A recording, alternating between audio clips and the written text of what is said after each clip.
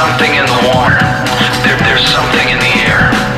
The proof is all around us. The symptoms are everywhere. It's not a matter of time, sure as the blaze in your eyes. I sense a subtle shift, instincts I can't resist, weary of wolves in disguise. Drunk on a gallon of wine, red as the rivers you cried. Bad apples spoil the punch, bruises and rotten fronts. You've got a thirst you can't hide. There's something in the water. There's something in the air. The proof is all around us. The symptoms are everywhere. There's something in the water. There's something in the air. The proof is all around us. The symptoms are everywhere.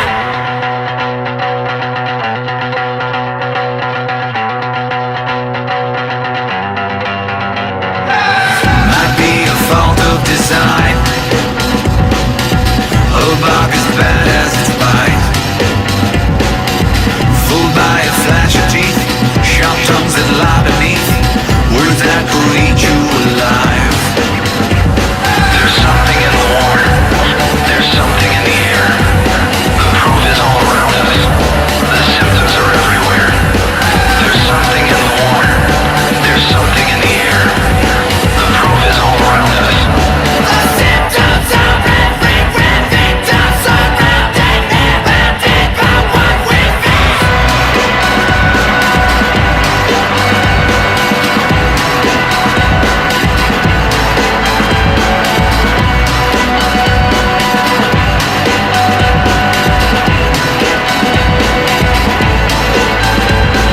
There's something in the water. There's something in the air.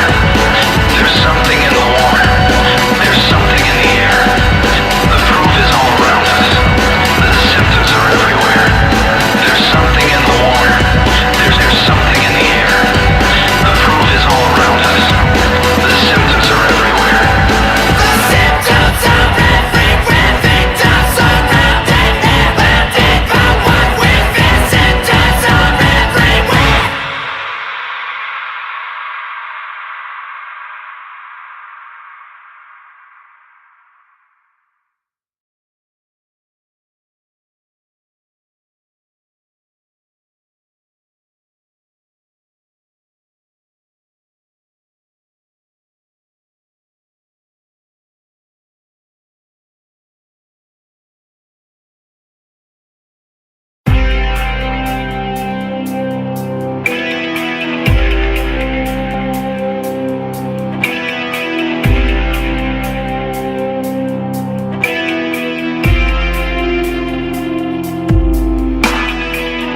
I don't envy our salvation, I don't envy our success. I've been cast with all the power, but I don't smile like the rest. I don't wanna live forever, I don't wanna die today. But I was born into this strange skin, and I don't know another way.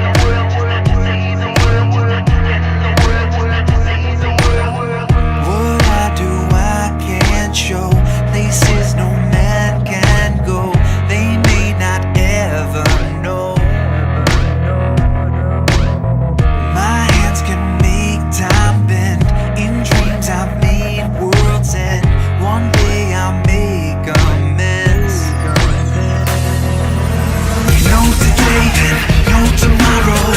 Not for joy and not for sorrow. Curse the needful, years to follow. Mad at him, mad at him. No today and no tomorrow.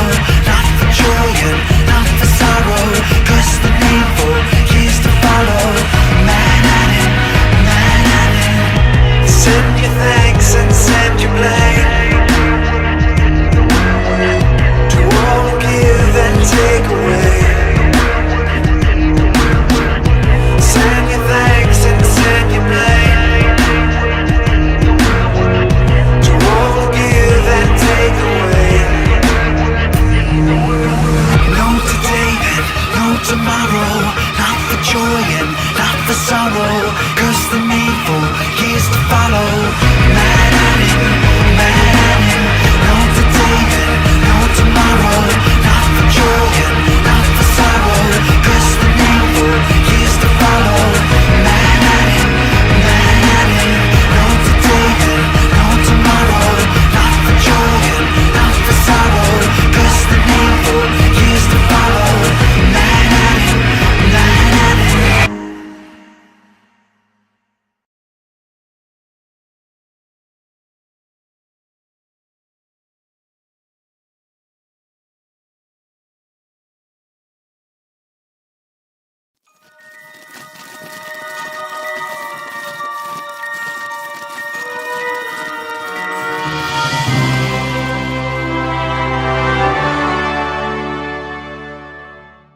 Hello, happy Thursday. Welcome to the Creative Chaos Show, a show dedicated to shining a spotlight on fascinating people creating fantastic things outside the mainstream. And why do I care so much? Because the mainstream is crap, but I'm not going to complain about it anymore.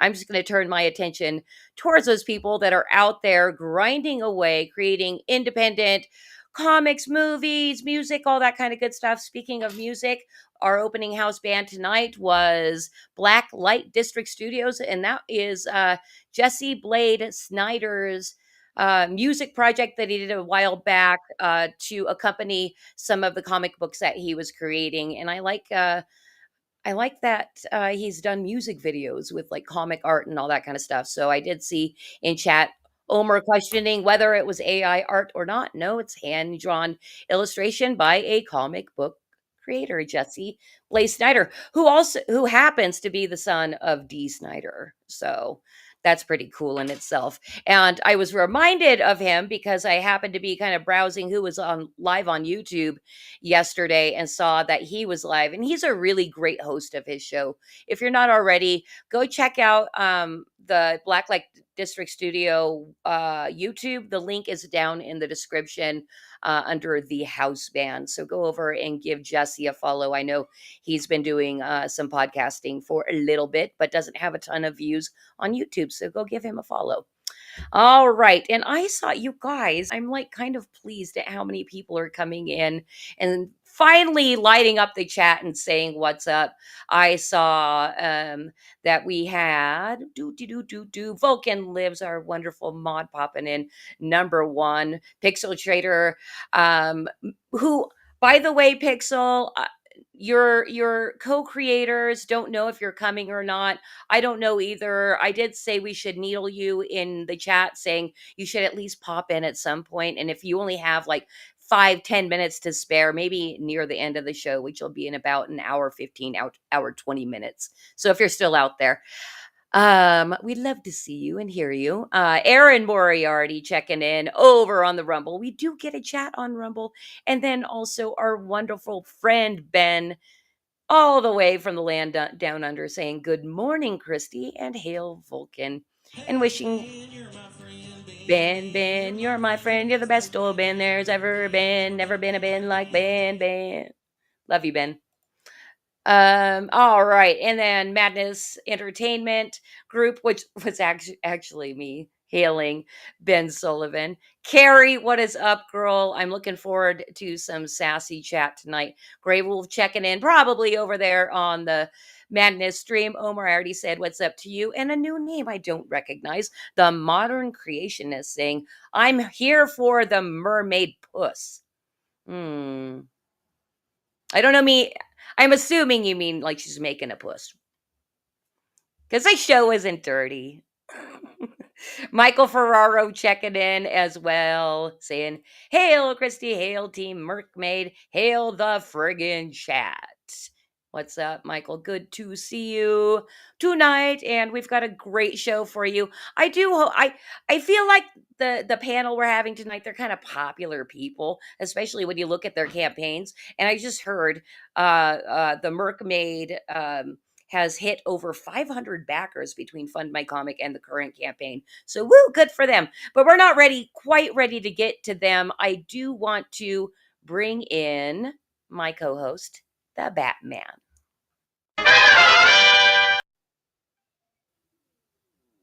Hi, the Batman. Hi, hi, hi. How are you? I'm good. How are you? Good, good. It was a busy day today, just trying to get stuff done and had to take care of some things, but it's You done know, now. And then I got to sit and watch a crazy ass movie with Madness Comic Network's Dustin Yoke from Thunder Geeks and that's right. Ghost So, Pepper. for anybody that's interested, there is a movie show that runs about 2 hours before Creative Chaos starts, and they always rate us on pill.net after the movie is over. So, go check that out sometime. If you have some free time before Creative Chaos, go check out the Yeah, movie. But you didn't like it. they're on a theme this week till Zombie gets back. He's stuck somewhere. I don't know the backstory to Zombie, but apparently he had to go somewhere and he got stuck there, and he's trying to get back to his place so he can go back to streaming again. But they've got 13 as the theme. So any movies that have 13 in the title is what they're aiming for. So this one movie they watched tonight was 13, and it was a very bizarre flick with a really good cast, um, but the ending sucked, and the movie itself wasn't that good. It was just like you couldn't turn away from it. It was like looking at a very grotesque automobile accident, like, and you just couldn't look away. But it was grotesque. I mean, that's kind of what this movie was. Okay. And Omar's saying he thinks Ice got him. The guy that's missing. That's Oh, really It's interesting that you bring up the number 13 because that there is something to do with the project we're talking about tonight that has to do with the number 13, but we'll wait until we bring the guests in because I don't know exactly how to explain it. So we'll do we'll, that. But we'll let them do that. we really, really have to get to the reason we do Creative Chaos, besides shining the spotlight, of course. But it wouldn't exist without Flip City Magazine. And we have so much freaking stuff going on right now. I'm going to basically touch on everything. First off, before we get to the campaign, I just wanted to let everybody know we got volume 24 in our hands and we'll be fulfilling probably tomorrow. If not, they're going to be at the post. We'll package everything up and have it ready to go on Monday morning to the UPS. But I just wanted everybody to know if you have a regular subscription or backed our Volume 24 campaign, it does come in a plain brown paper envelope. So the mail person doesn't get upset that you've got, the hottest, sassiest comic satire. They're just going to think it's dumb old regular porn. And when you open it up, you are going to get volume 24. And there is the lovely cover because Taylor Swift has to be on the cover of every single freaking mainstream magazine. So why not put her on the cover of a independent magazine as well? All right, so there's that. Number 2, Flip City Magazine has a crowdfunder right now for volume 25. It is exclusively over on Fund My Comic. You can get there by going to fundmycomic.com/flipcity25. And cause if we could just bring it up so I can show everybody where we're at. There we are. So we're currently at 20 backers. We've been campaigning for 13 days and only 20 backers. Come on, you guys. Who doesn't like to laugh, especially at the, bullshit that we're put through as a society? I guarantee if you're not a filthy commie, you're going to love and laugh at Flip City Magazine. I want to scroll down real quick. We're not really going to scroll the campaign, but this is going to segue perfectly into the next thing I've got to show you. Down here at the bottom, we see Brie cut the cheese Larson. This was part of our Madness live draw stream collaboration, where the theme, and we've been talking about it on Creative Chaos a lot.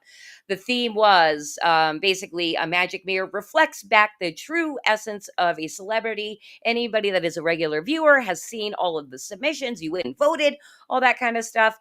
But I wanted to let you guys know, because I neglected my duty last week. Q Q from the draw stream was the winner of the contest. And so I am announcing it now, and we do have a certificate for him. The thing is, with Q, I've never seen his face. You only see his hand and what he's drawing. So that's what you see in the upper left hand corner are Q's hands. And the certificate says, "This certificate is hereby awarded to Quentin White in recognition of his ability to motivate the entire Netherlands and a research station in the Antarctica to vote for his art in the Flip City is Madness contest because he wanted to win for Levi Skeen." It is true. And he also has no face. So congratulations, Quentin. You were the winner. You know it. You donated your ad to Levi Skeen, and we have that, and that will be running in volume 25. And final thing is, day after tomorrow is a new theme for the new draw stream collaboration. Everybody's invited. If you want information and you want to come have a good time with Flip City this Saturday at 11 a.m. Pacific, 2 p.m. Eastern, come hang out with us, find out what the theme is, and learn about the contest. Anybody that participates has a chance of getting a quarter page ad run in volume 26 of Flip City. That's a lot. We're so busy. But wait, there's more. Oh, there's not. Yeah, there is. They need to like, Oh, yeah. subscribe, share, and ring that bell. I forgot. We need to actually promote the stream. And if you're on pill.net, hit that red pill and show us a little bit of love. Yeah. All right. Thank you so much for being here and remembering those things for me, Batman. I appreciate you. You're welcome, boss lady. That's why you hired me. Well, yes, it's why you get paid as much as I do. All right. All right. Let's get on to the show because I'm super excited to have these people here tonight. And you guys, it's not just one guest. We have two with the possibility of a third. I don't know. I already needled Pixel Trader to see if he might pop in at some time, but I'm more than pleased to have two people. Oh my gosh, I don't even have my notes up. From Team Mercmaid. And I'm going to read them in here and then we're going to watch the trailer. So the Team Mercmaid includes illustrator Eric Hodson and writer co-creator Piper Steed. And like I said, maybe Pixel Trader at some point. Their project Ariel, you guys are going to have to teach me how to say this. The Little Mercmaid, successfully funded last year on my favorite platform, Fund My Comic, and now they're running a second chance campaign over on Kickstarter that's doing pretty good already. So let's watch the trailer and then we'll meet Eric and Piper on the other side.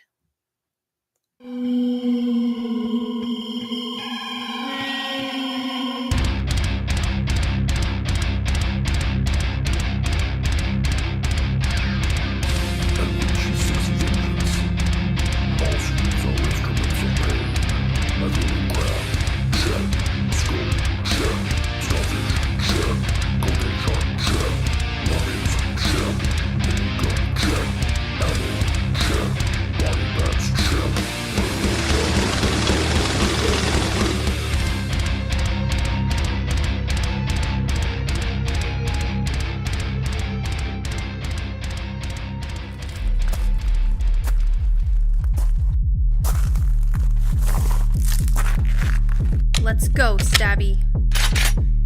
Pain's coming for every poor, unfortunate soul in our way.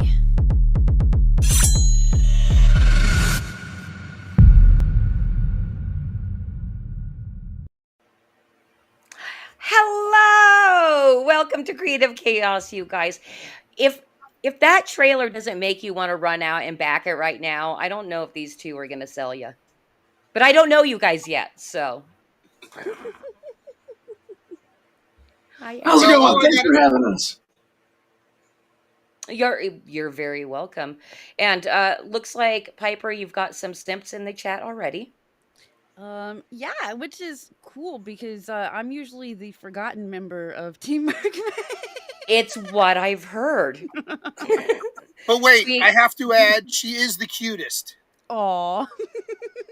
Right? How does everybody forget that I'm on this? like I agree, and that was something that I had, I learned that because Pixel was kind enough to set up a group chat between the four of us, so that was really cool. But I do want to highlight uh, Omer's comment that says AR13L is how it's technically said. Yeah. Yeah, I totally biffed that.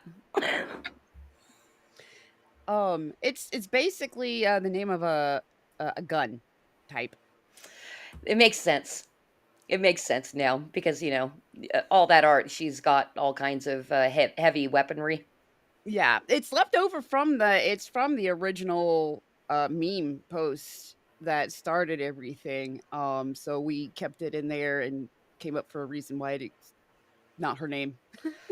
Yeah, and see, now that's the thing. I've known this project has existed ever since it's been on Fund My Comic, but haven't really looked into the lore that much. I mean, there's so much to do in a day, but that's kind of how I understood it. But I'd love to hear from you guys an abbreviated version, if it's a long story, or the full It's actually story. pretty short. Cool. Tell me the short story. Well, I think me and Eric saw it at the same time and hit him up at the same time. So Pixel, in response to the live action Little Mermaid, being advertised at the time, like a trailer had just dropped or announcement just dropped, I think, um, had made a spoof image that was, a fake comic cover, um, with her on it, and it said, things are much deader down where it's wetter, and he did it as a tongue-in-cheek, haha, this is the Little Mermaid we really want and stuff like that. And I saw it and I was like, dude, I already have a story like that would explain this. Yeah. And I hit I him up basically told fast. him, I'm drawing this for you. It doesn't matter. We're doing it. Yeah, and when I said like I can't draw, but I have a story for this, and he was like, well, Eric basically hit me up at the same time, so we already have an artist too. So apparently we are making this book. And the comments on the original meme was tons of uh please tell me this is real and stuff like that, and this needs to be real if it's not. So we say the internet willed it. Um, it was fate. Yeah, pretty much just this whole thing came together just pretty easily, and we all get along just fine. It was pretty easy to come up with ideas for a story. We had to throw out a whole lot of stuff because once you start riffing on this and come up with not just the puns, but like actual story elements, because there is a really good heartfelt story that Piper's penned here, and there's we got material for more books too. So we're grateful for all the support. Um, I know, as Piper told you, it was a kind of a shit post, that Pixel Mike, because he was really mad because he's got a huge Little Mermaid collection at home, and it just really offended him. So he had to do something. I'm sorry, who has the huge Little Mermaid collection? Yeah, Pixel Trader does. He's a Oh, okay. big, big Disney adult with that stuff. That's funny. I don't know if Wait, that's actually true or not. I just always tell that story when he doesn't show up for a live stream. Oh, well, yeah, well, that's the thing. Didn't I hear that he's at Disney World or something right now by He was Yeah, that on was himself? his vacation. He's that was home his now. reason last week, I think, Yeah. of why he wasn't on the streams. All right. Fantastic. And I do want to talk of course, I have you on to talk about the project and get into a little more detail of how all this happened. But one of our favorite ways we've made a segment to get to know our guests. It's actually hosted by the wonderful Batman here, and we're going to get into fanboy for us, and we're going to fanboy real quick here, get to know you guys real quick. And when on the other side of the stinger, Bruce will tell you how it works.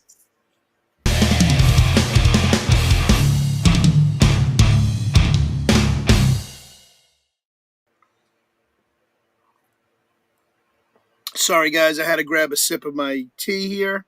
I'm drinking out of my mustachio mug tonight. Good All idea. right. So, fanboy for us, what we're going to do is we're going to ask you a series of rapid fire questions. And we don't want you to really think about it so much as we want you to just give us the answer off the top of your head, because that kind of gives us an idea as to who you are and what you're about. So, fanboying for us, we're going to ask you individually. We're going to start with the lovely Piper first, ladies first, of course. And then, Eric, I want you to answer right after her. So, first question, your favorite movie. Oh my god, these are too hard. Don't say The Mermaid, okay? I can't say The Mermaid. That was my first Can't say favorite The Mermaid. movie Worst when I was favorite, little. okay. It was my first ever favorite movie. First movie I ever saw in theater. Oh, wow. Okay, that just gave me your age. Go ahead, next. I was just thinking that. I'm like, oh, Piper's dated. Oops. Walt Disney's The Black Hole. Oh, wow. Okay. Very good. All right.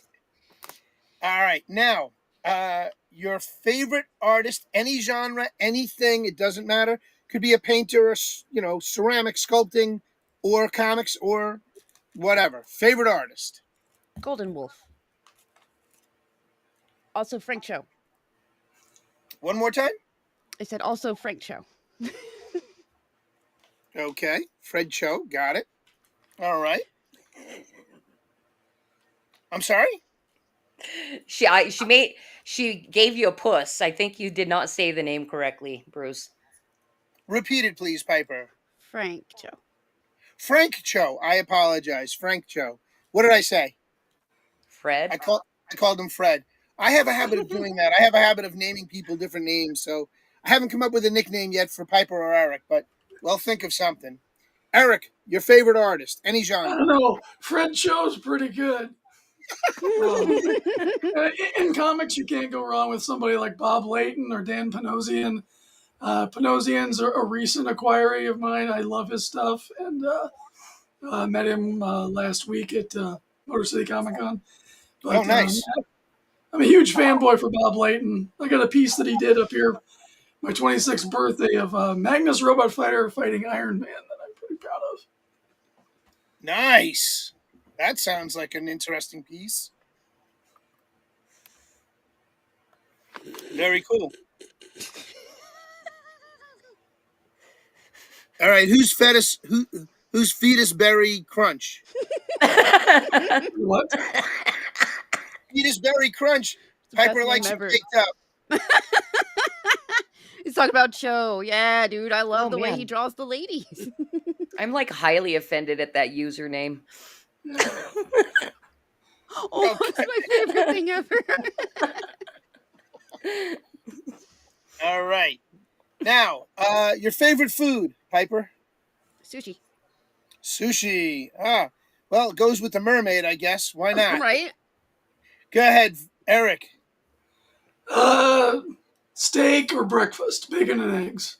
I practice the carnivore diet, so Very nice. I try to. It's not as easy. I'm a big bread guy. I love bread and cake, but I am I do try to have my carnivore diet. So trouble with bread and cake is they don't love you back. no, they don't. It just adds pounds to the bottom of your gut. Not not and healthy. Eric, it looks like it works for you. You're nice and slim.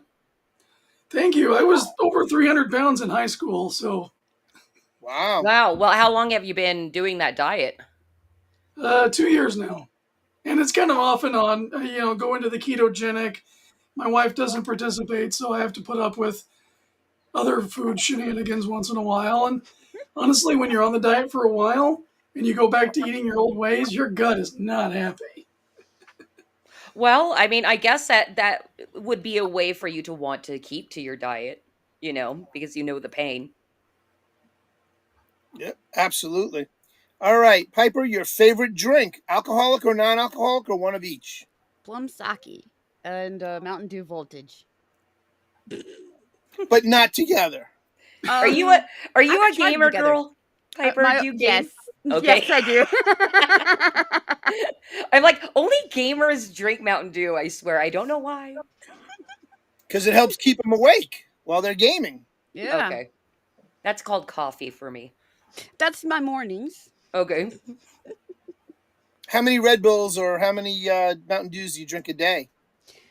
Just one bottle or two cans. Okay.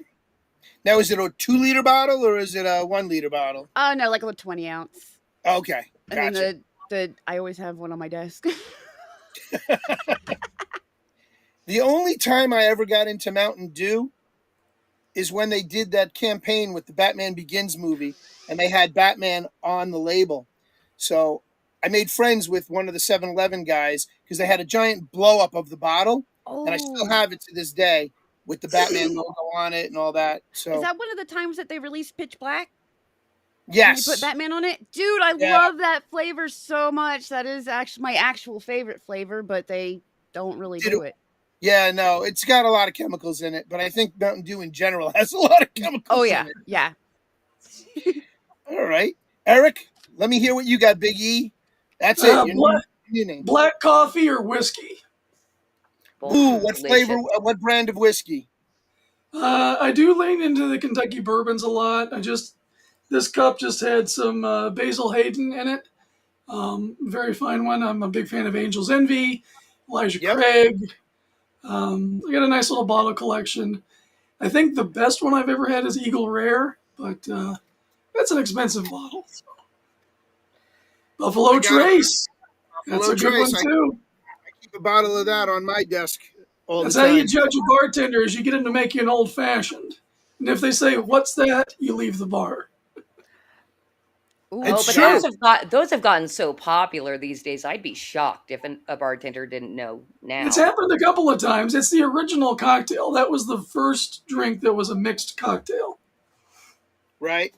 But they don't always used to use bourbon. They used to use a different kind of whiskey sometimes. But Yeah, you get your I Irish whiskeys, and you've got the Kentucky bourbons, and then you've got different blends and things of that nature. There's so many.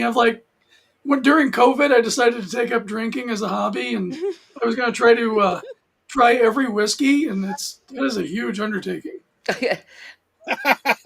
Yeah, I yeah, think well, you'd have to turn into an alcoholic to achieve that.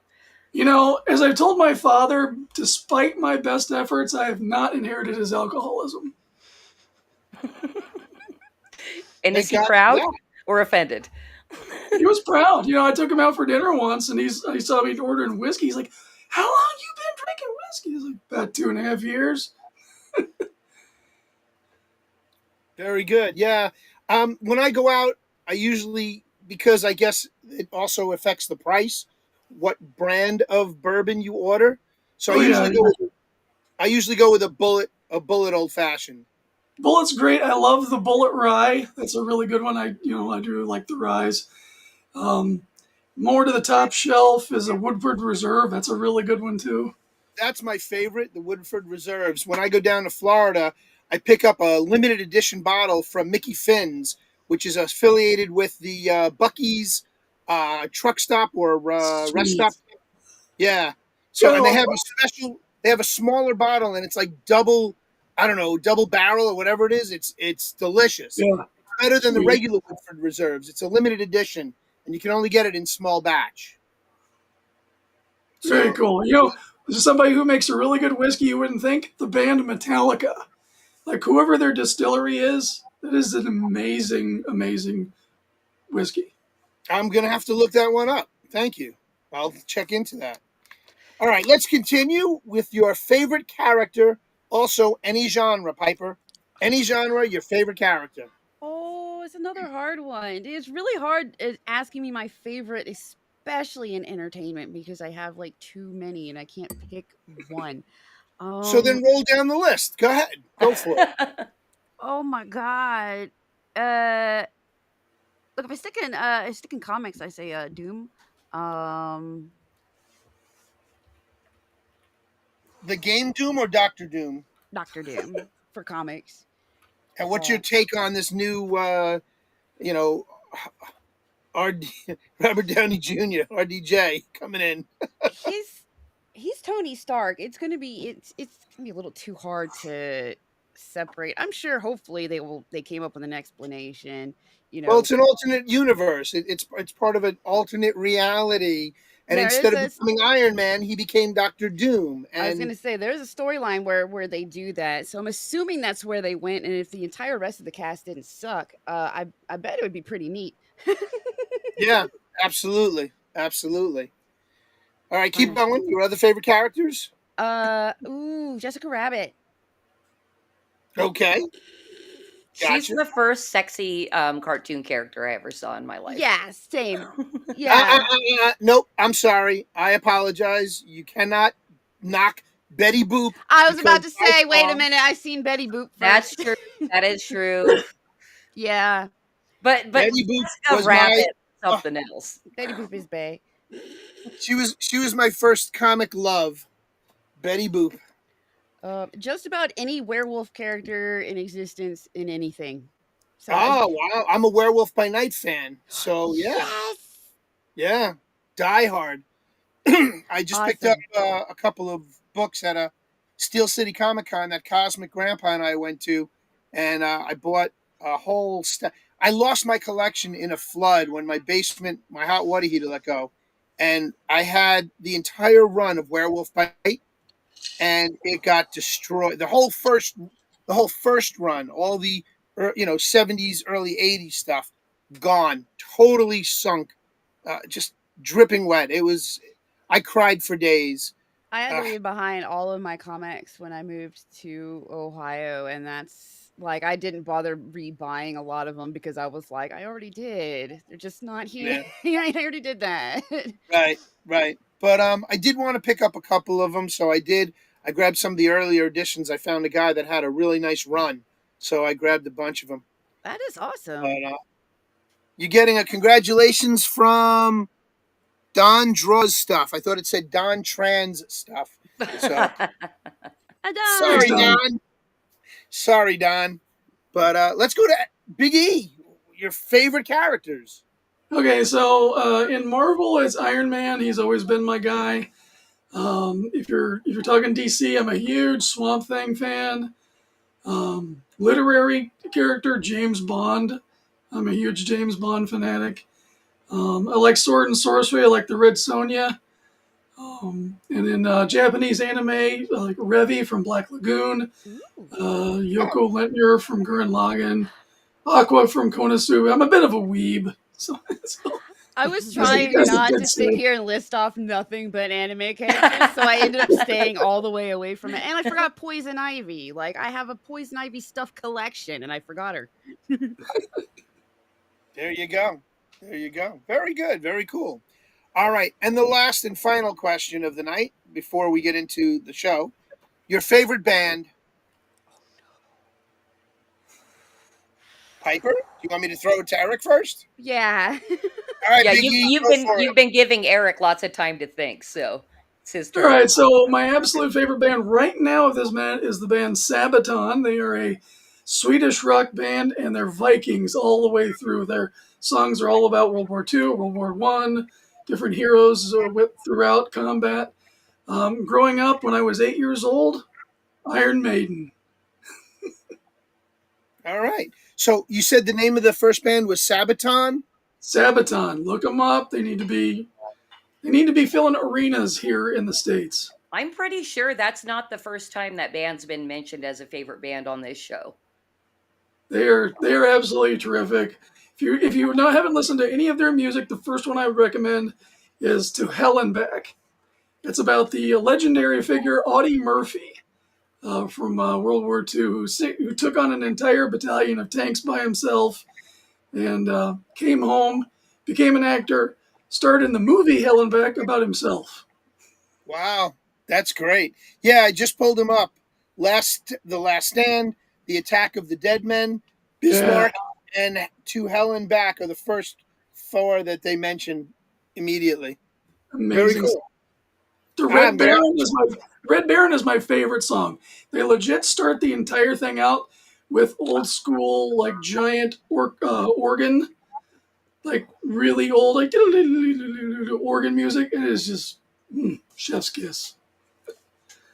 Very cool. I'll have to look them up and give them a listen to. I'm a big music buff.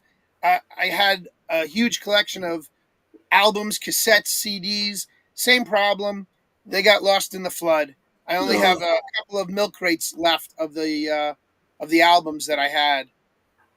Original stuff. I mean, all the way back. I worked at Record World when I was back in college, so I had a lot of picture discs, and I had some really sweet. unique, one of a kind pieces that gone, lost, Did couldn't you do a recover lot them. of tape? Did you have to do a lot of tape trading when you were a kid? I did a lot of bootleg trading. We Oh would get a yeah, lot of bootlegs from the concerts. Yeah, that we did. Yeah, that was a lot of fun. good times. Very I, cool. I did love getting mixtapes. And mixtapes. I did a shit ton of mixtapes when I was a kid. All right, Piper, you're up. Still way too many, but so I'll go around to different genres. Nine Inch Nails, Death Clock, yeah, Fetus Berries Crunches, his his album, his album is great. Peter's um, Berry has an album. hmm, yeah, it's like shut the fuck up, goddamn. Wait, can we cuss on here? Because I just did. Yes, yes.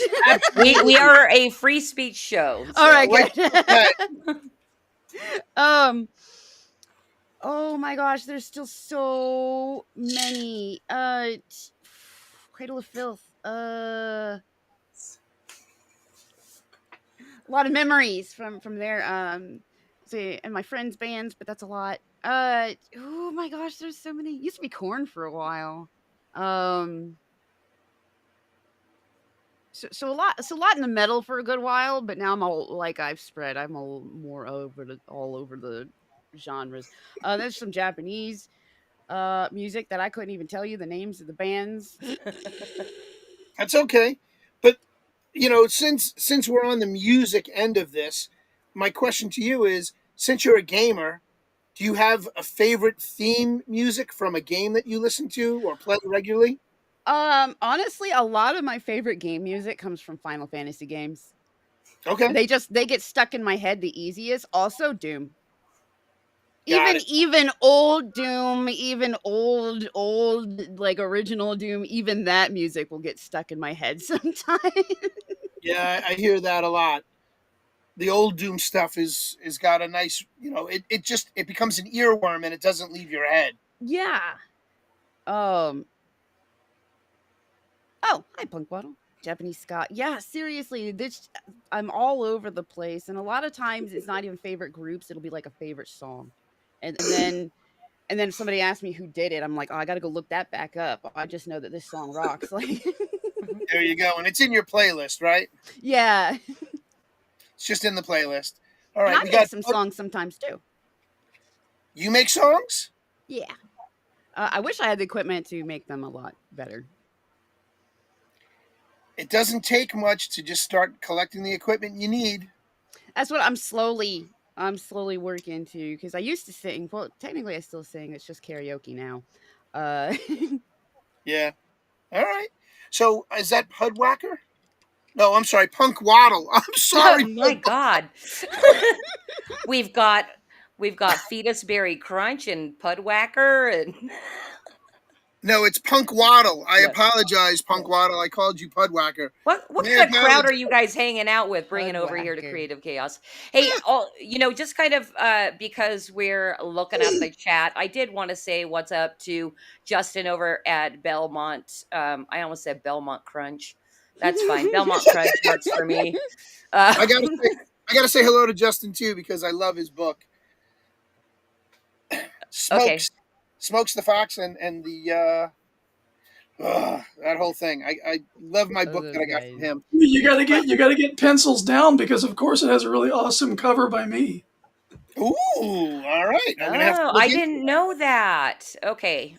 I didn't know that as much as I didn't know Piper had anything to do with the Ariel book. All right. So that ends our fanboy for us, and we're going to move into the rest of the show. So right now, I turn it back over to my boss lady, La Jefa. Carry it on. Okay. It's back to me, everybody. Let's talk more about the project that you guys are pushing right now. You guys did fantastically over on Fund My Comic when you first launched because you, I think you hyped it correctly because everybody was kind of like knowing what was going on as it was being developed. Am I wrong Well, a in lot that? were following it from the time that it was that joke meme, because so many had said the please make this real or tell me it's real. So Shut up and plenty take were my following money. it. Yeah, shut up, take my money. So plenty were following it from that. Like as soon as this thing goes live, like No, I I got to give a lot of credit to Pixel Trader because he has been the one driving all of the promotion for this. yeah, he's way He, better he's than me at promoting stuff for sure. he is he's tireless. He's doing all the lettering and the graphic design and laying out the book, but he's also like getting us on shows like yours, and just really pounding the pavement on Twitter and whatnot. And he's great at it. He's really done a good job. I couldn't ask for a better boss. Mm. And he's Oh, is really great editorially wise too. You know, it's like we have a great relationship. He'll say maybe change this, change that. Right now, I'm seeing colors from our new colorist, Big Boy Robo, which you have to follow him if you're not following him. He is making me look amazing. But you know, he'll send us some pages, and I'll be like, "Oh, this is awesome." And Pixel will come up, and he make very salient points, and we'll move on.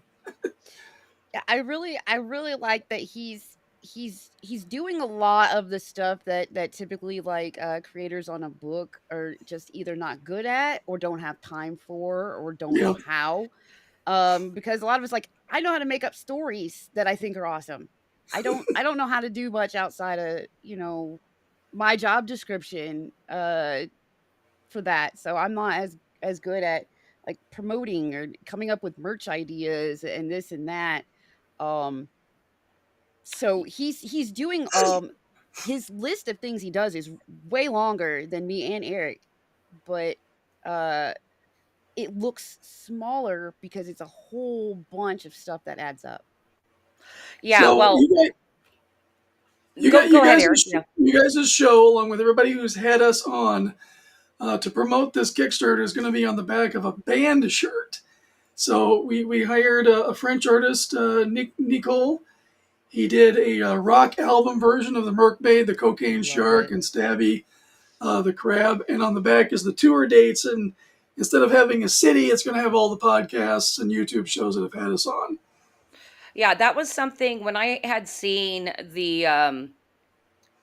when I had seen the design, not only the design, but just also the idea behind the whole promo shirt, I fr- I fell in love. Like I'd been knowing what your project is for over a year and had been like, hey, that's cool. And I really love the art, Eric. The art's fantastic and the colors.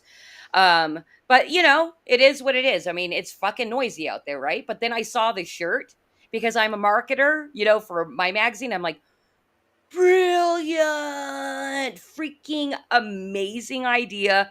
I'm stoked for it.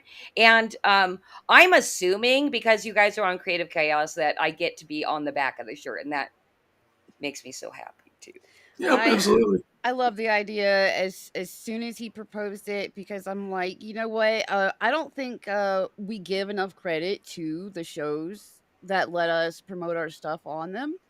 Um, and I couldn't think of, I wouldn't have been able to think of something neat to do to thank them. And this shirt is definitely the way to do that. Where he's like, you get to be on the shirt, the Yes. Mercmaid shirt. Hell yeah. When I think it was, and I feel bad, but it was after seeing the shirt where I'm like, hello, I've never met you before, but do you want to come on my show? And I've been meaning to reach out to Pixel Trader because we have, you know, in the scene, everybody has mutual friends. So I I know was we gonna have say mutual I've seen you friends. in the same, like social media circles. We've been in the same threads chatting about different stuff, but It takes a while to meet everybody, and I'm so pleased that you decided to come on and turn your camera on to show off your hair. See, you do know how to market because you're like, Who wants to see my yellow Who hair? And wants to everybody's see like, the me, train me. wreck? Who wants to see what went wrong with my hair today?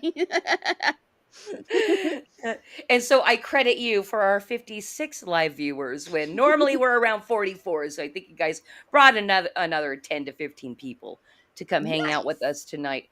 But so I'd actually love to know more because you said right at the beginning when we brought up, the whole meme thing and you were immediate Piper, you said immediately you started writing it in your head. I just want to know like do you remember what your first thoughts were and what you started writing in your head? I'd love to hear it. Rambo. Okay. I don't know. I looked at the picture and I was like, I want to see. I want this to be a movie almost, but like I want to see like Little Mermaid Rambo style movie, and I kind of went from there and moved a little bit slightly more away from like just being Rambo, but more it was my first thought, including, oh, we gotta put a bandana on her head, and then I'm like, nah, we don't need that. um because I was also like, and I want her to look like as hot as possible. I like looking at pretty girls, drawings of pretty girls too. I'd rather look at, very pretty ladies than Big fat fictional slobs? ladies. Yeah, Yeah. that I definitely know were ladies. I'm all for the cheesecake. I mean, if people would put more beefcake in their comics, I would not complain in the slightest at all, guys. Uh, but I'm all for cheesecake too, though, because I'm looking at something pretty and attractive. Um, so I definitely wanted that. Like, I already liked how she ended up looking on there, which was, technically like an accident at that point. Um, but yeah, I went from, oh my gosh, Little Mermaid Rambo to just Little Mermaid, but it's an 80s action flick. Okay, and then so you had the idea because it is interesting to me, it kind of started with Pixel Trader, then you two came in immediately. I'd love to know more also about like the character design and how you guys all worked together or how that worked with between you, Pixel, Eric, all that. What's super interesting is for her design, it was taken largely from the original post because that was already really neat. I really thought it was neat the way it kind of sprinkled some of her scales and stuff. Yeah. So I was like, we definitely got to keep this element.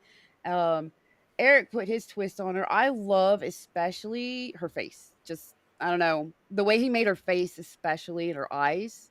Absolutely in love with him doing that. But some of the other characters was kind of funny. We kind of like made up the character at the exact same time.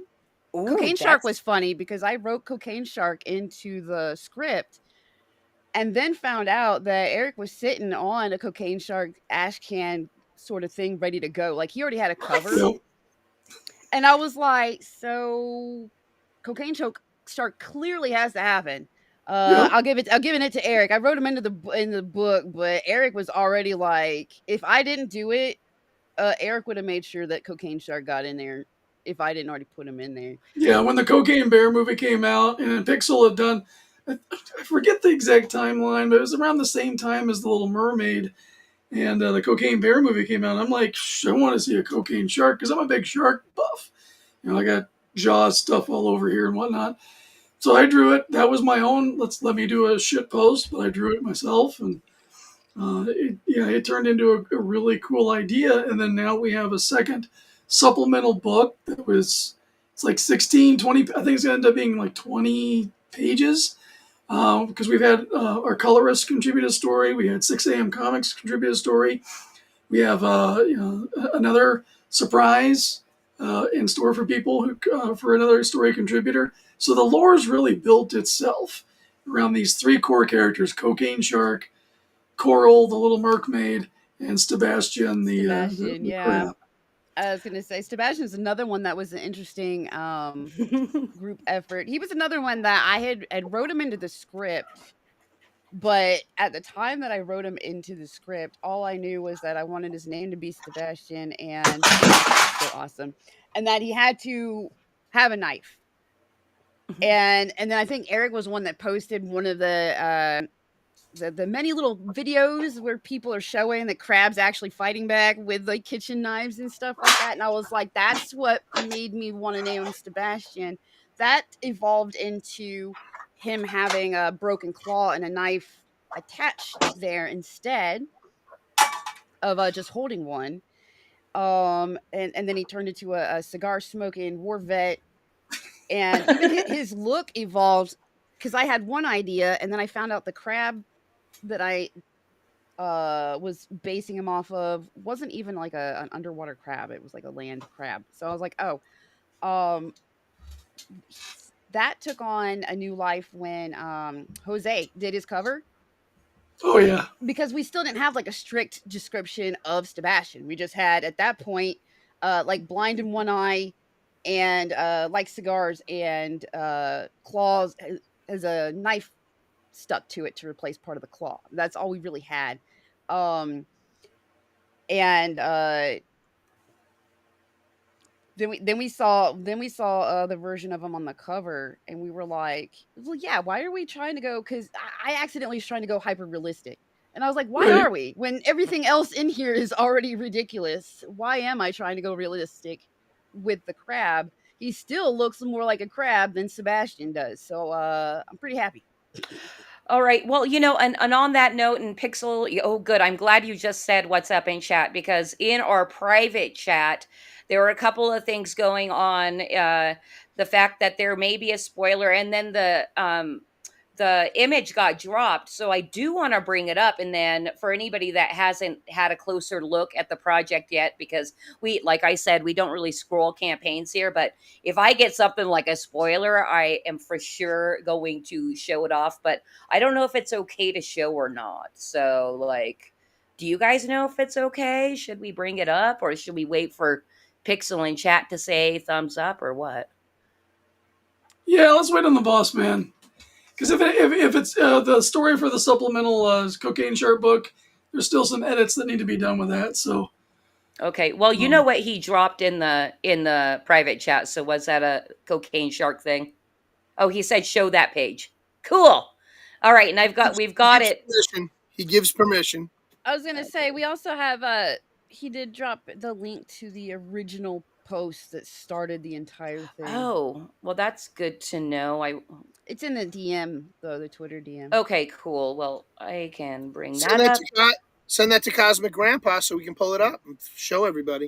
I'd Yeah, love to and see it. well, Cause has the image up, so let's take a look so people can see more of what we're talking about as far as Coral and Sebastian. I know they're on this page. All right. yeah, Oh yeah. Yeah. I had to zoom in, you guys, because that top panel and Cause if you have the ability to zoom in, I'd love for you to do that as well, and we can scroll. Fantastic. That looked dirty to me. I'm like, what the hell is going on there?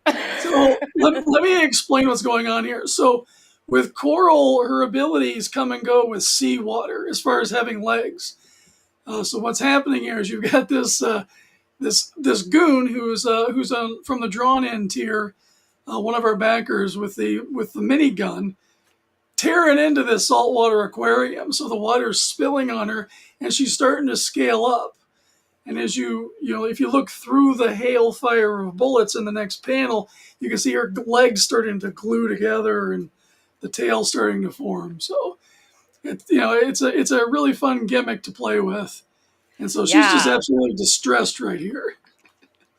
Yeah, I wanted her to still have like a weakness and not just be like full on girl boss in the whole book. I guess. Good. So you're telling me you're a good writer. I hope so. I hope everybody thinks so. I think everybody's gonna like it. But yeah, I definitely wanted to put, okay, she's got this ability, but asterisks. Like Yeah, and it comes up later in the progress of the story, so it's definitely a thorn in her side. One of the things I have to point out about this page that I drew in is to see how many people actually notice it. So there's a little tiny clownfish that pops out of the aquarium. It's bouncing there in between the bullets. Yeah, And the just last scroll back panel, up.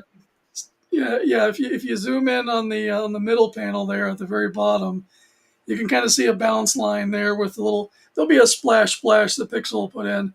There's a little clownfish that bounces out, and then the very last panel, you can see the tail hanging out of Sebastian's mouth. Oh.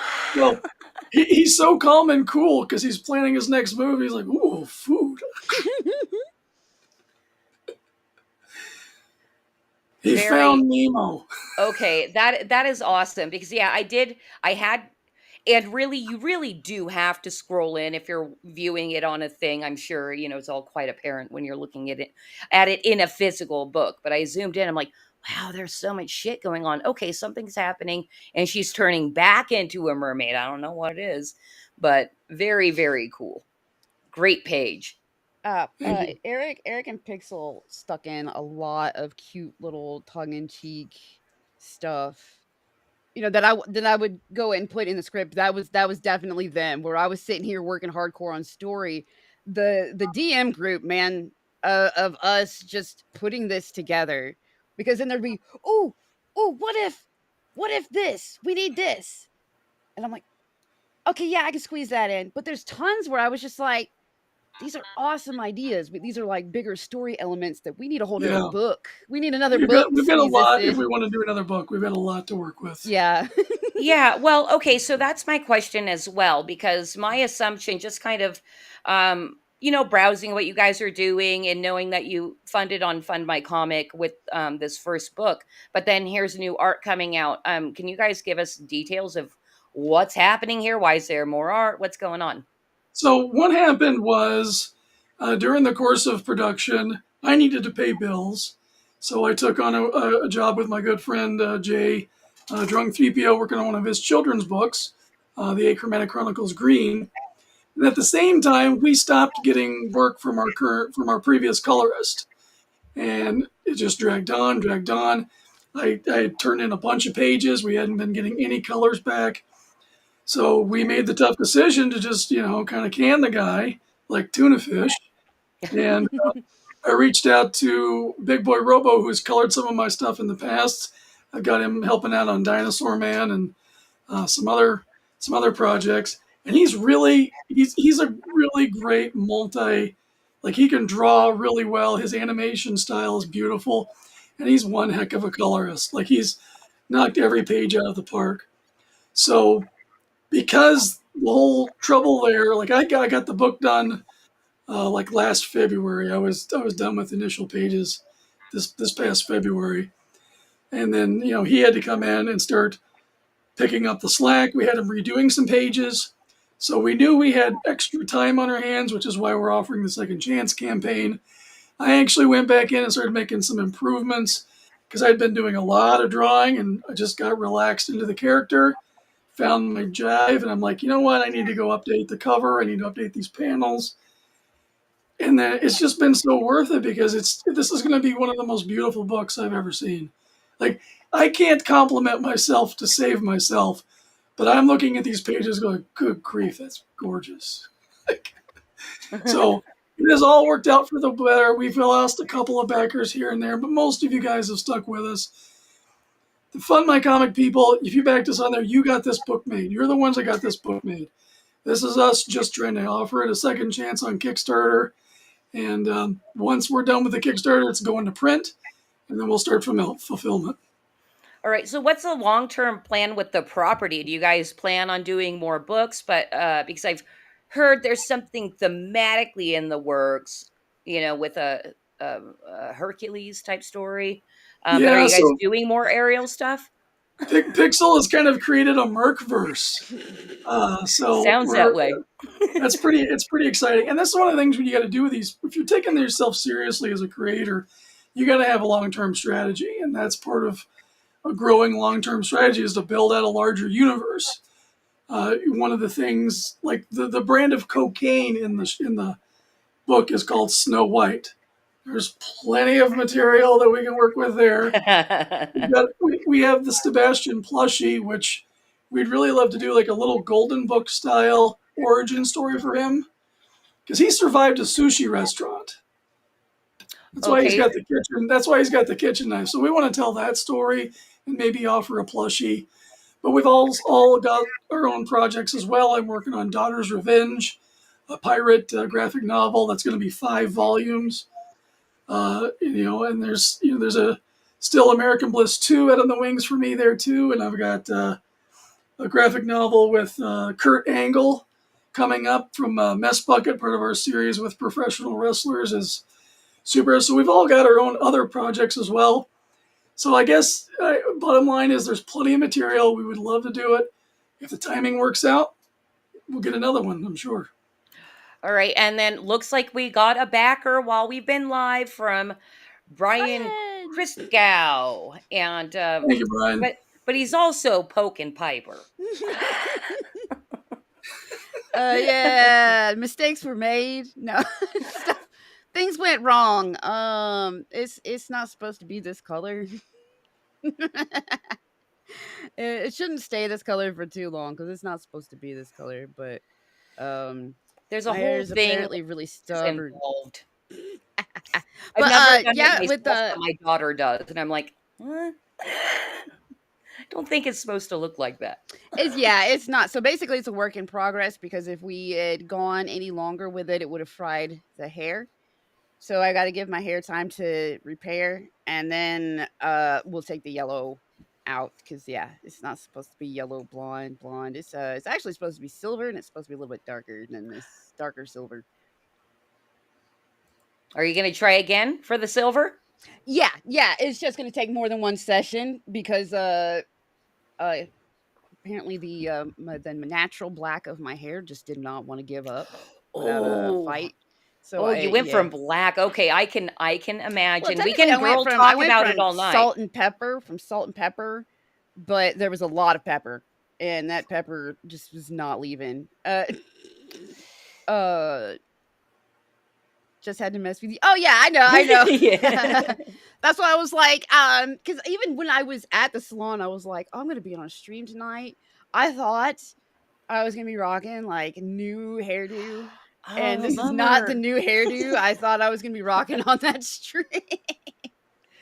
But I did want to say for Mercmaid, the book is a open and closed story. Like you get closure, you get a full story, not a to be continued. But there's so much stuff that we didn't get to fit in there that we only kind of got to allude to a little bit.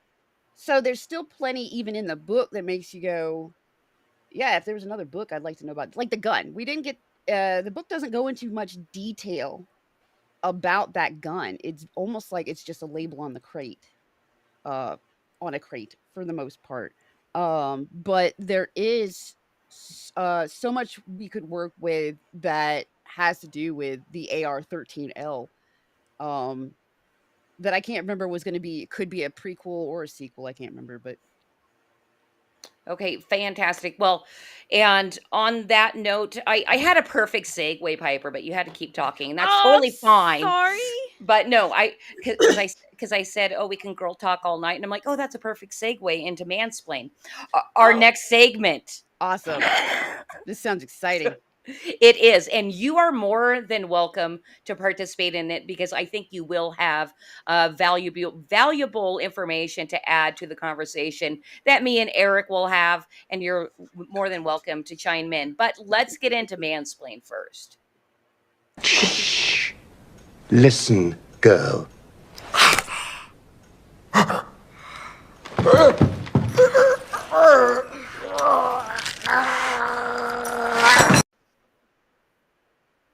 I like that. I don't know. I'm sorry, Eric. It's the producer's choice on which stinger to play. So maybe he feels I'm a little angry tonight. All right. My hands are already messed up, so you can't get much worse than this. Are they really that bad? Oh yeah. That was just wow. We just gotta like screw a knife onto one of them, and then you'll be rad. Anyway, the reason I've created Mansplain is because we all know, and it happens to be that I often, like probably 99% of the guests that I have on are men and white and straight. So basically the most hated person in all of Western culture. So I made Mansplain to actually give a platform for men to explain things. And I have a burning question for you, Eric, but Piper, I think you'll fit straight into this. It does not matter if you're a man or not. Um, You can sounds identify to as one tonight. I allow. Right? I what's identify that? as. Identify as what you please. Um, doesn't change that you still have yellow hair. I kid.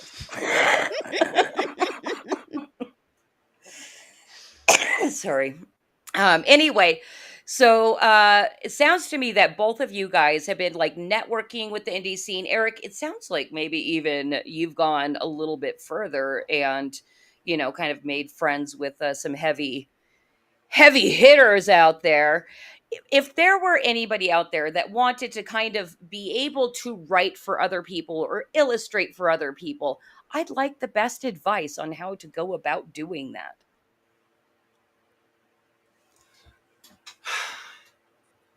Check your ego at the door, because you need to be open to criticism.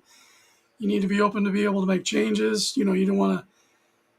Artists tend to look at their work and be protective of it. It's something we kind of learn as a child. We don't want the vulnerability, but you have to look at it not just as, like, speaking for a graphic artist.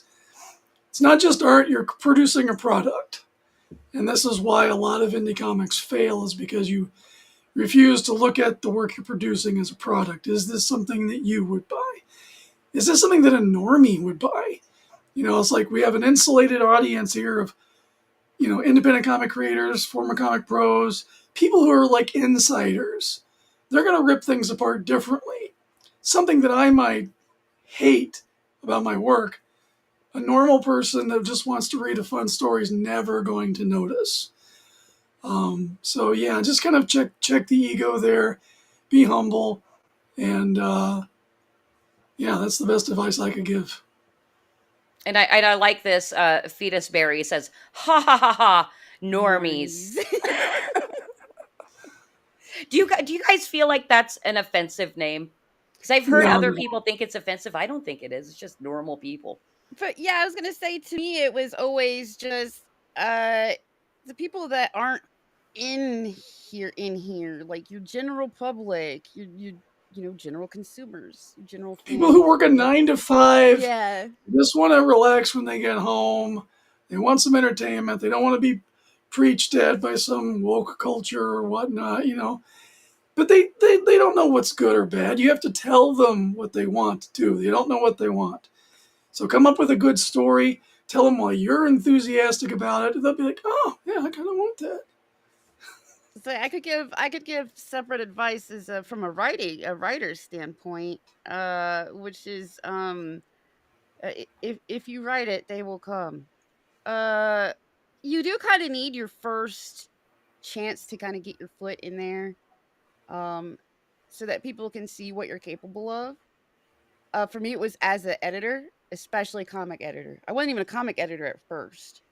I thoroughly enjoy editing comics more than anything else. Um, Really?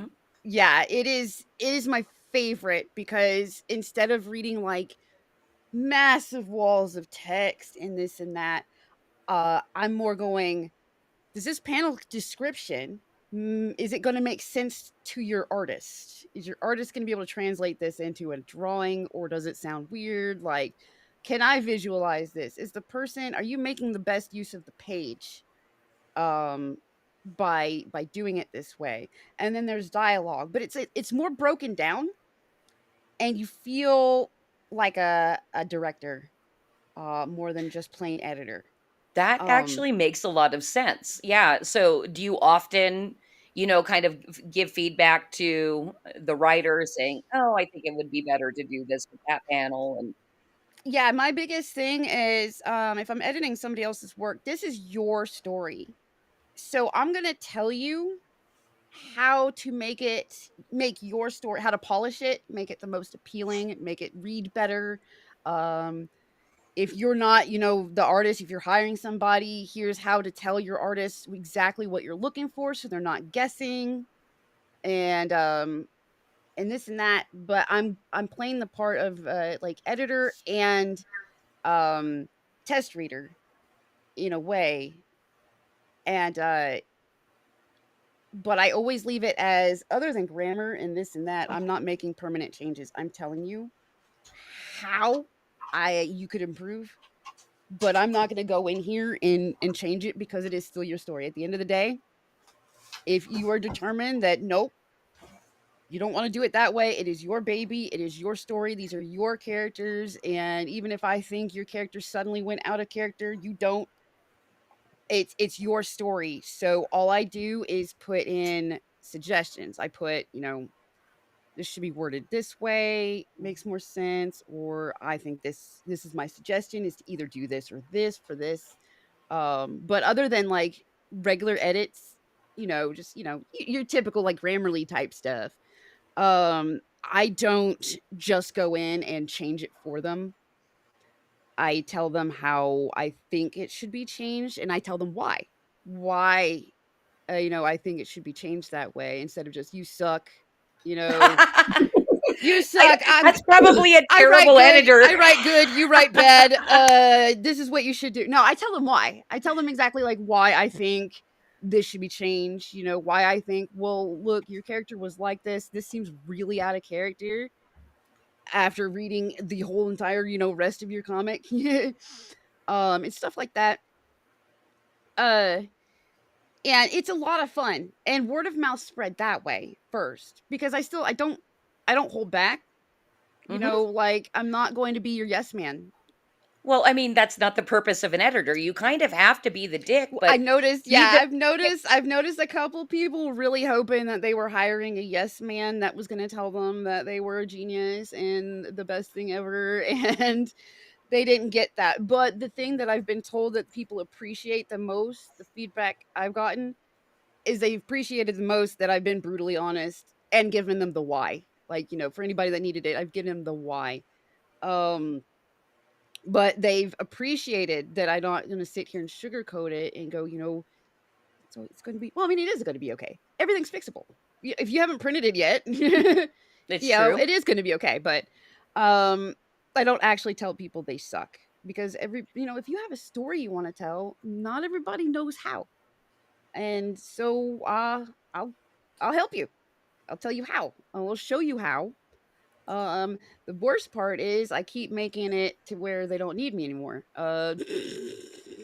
Right. Because Well, I will teach, because I'll keep giving them the whys and stuff like that, and I will teach, and then they're really good at their job and they don't need me anymore. No. They usually at least come back for the proofreadings and stuff, but they don't need me as the training wheels come off. They so don't need me what, as much. for like Punk Waddle here says he wants to make a comic book about a punk penguin and have Piper edit it just cuz. Just But cause. and that's do it, Punk Waddle. But for anybody that doesn't already know who you are, and it's like, I think I could use Piper as an editor. What's the best way for them to find you? Right now my social medias, I need to figure out what my website died. So I need to figure out how to revive that, and I might just turn it into a link dump kind of deal. It used to be a blog, like I used to write about comics and video games too. Okay. But now I'm busy writing the comics, which is honestly way more fun. So And I do have to bring it back to this because it was a comment, and um I'm forgetting everybody's names right now. You, dinosaur guy. Yes. um oh had mentioned the Substack, and I had seen no, how the Pixel. turntables have Yes. Anyway, Substack. yeah. I'm a huge believer in Substack. I believe that's where, as far as social media goes, that's where the people that actually read are. Substack also does not censor. Substack also, every time you publish something on your page, it goes directly to your email. So it's like an email list as well. And you can monetize. And since Trump took office this term, it's grown by 1 million users. So Wow. So I didn't even know that's what Substack was. I know Pixel made one like just now, and I was like, oh neat. I don't know what that is. I'd say anybody that does writing or wants to promote comic books or anything that they do, and you're a smart person and just want to get your content out there, use Substack. Like, we're finding, we've had a Substack for over a year and have like slowly been putting stuff out and learning how it works. But just recently opened up our paywall thing, and we've gotten 5 paid subscribers, Huh. within a month. And it's like, Oh, okay, this has maybe staying That's power. neat. So look into it. Look into it. Yeah. I started one, but I have no idea what to do with it. So I guess Yeah, I need to take a it's second a look. learning curve Mm. because I mean, you can do all kinds of stuff with it. But you just kind of have to decide what you want to do with it because it's kind of like a web page and an email list and a social media all built into like one thing. So we're liking it so far. I just had to shout out Substack. I do want to bounce off of Piper being an editor because artists need editors too. And Pixel has been wonderful in terms of the Mercmaid. I think if you're a comic book artist and you have your writer just telling you everything is beautiful and badass and I love this, that's a warning sign. Especially if you're new to doing this, because just because you can draw, just because you could do like a sexy pinup, doesn't mean you can tell a story in a panel. So yeah, anybody who says you don't need an editor is a dumbass. I've heard that a lot. That's honestly, and for new That I'm a indies dumbass, that is. especially, I think having an editor separates you from the other brand new indies. It's going to put you at a Yeah, level. separates the men from the boys. Yeah, So that's mansplaining.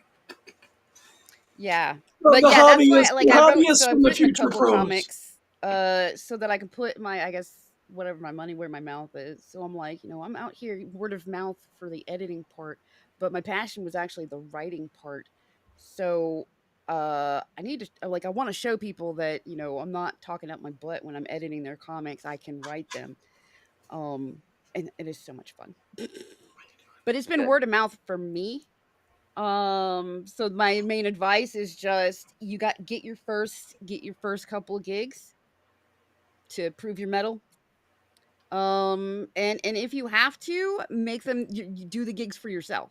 Like, write anything you're good at writing. If you're a writer, uh, even if you make it free, like I'm gonna get back to working on a web novel that's going to be free just because it's an idea that I would love to see as a comic, but I have too much going on. So I'm just putting the story out there because if people come, if it's a I would love to see this as a comic, then there's already interest. I have a pulp story about a robot detective, and I've been putting it out as articles on X. Maybe I should do that for Substack because nobody looks at articles on X. No. Mm-mm. No. X is, I mean, it's the platform everybody's used to, the very short, Yeah, the little bites, and the yeah, readers are over on Substack. So do it, everybody, do it, and then we can all network over there. I think we'd have a great time doing so.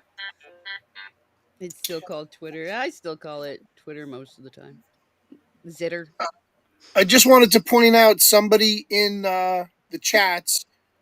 We got KPlan1142 wants to know where's the best place to get updates on the Mercmaid book. So You can you can follow the mansplain us? yeah, Substack. yeah. Definitely follow AR13L, the Little Mermaid on X.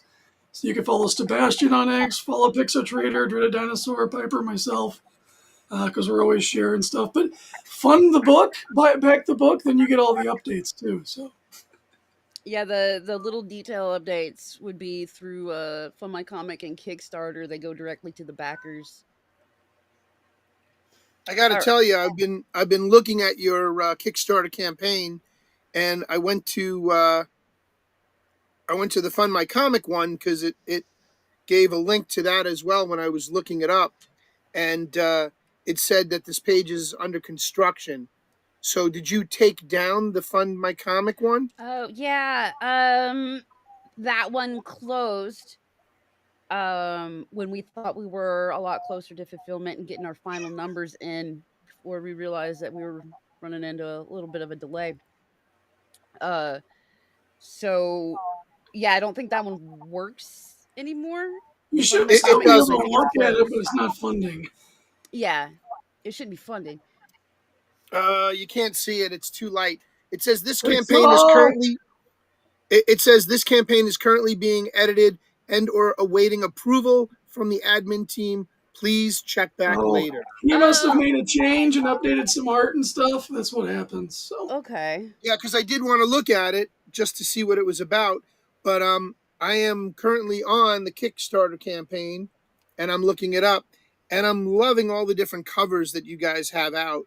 You know, cover A through F, and the one cover that caught my eye that made me laugh because I'm a toy guy. If you can't tell behind me, was the cover E, which was the action figure cover. That was hysterical.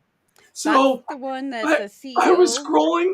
Go ahead, Piper. Oh, yo, you could say it because I was the last to know. No. So I was scrolling was it last night or the night before last, just scrolling my newsfeed, and I came across another comic book channel talking about Kickstarter, and the CEO of Kickstarter was in that chat talking about all the benefits of it.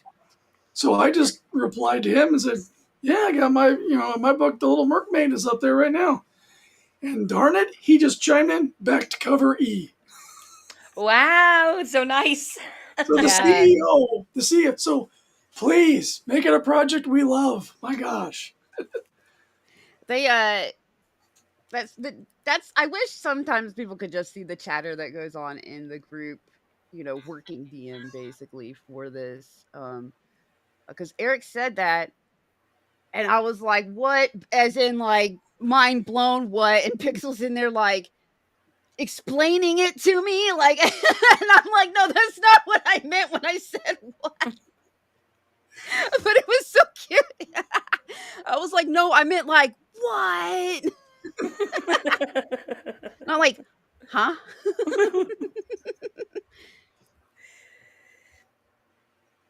Yeah. All Yeah. right. And another thing that you're going to want to know since you like toys is that 3D model is real.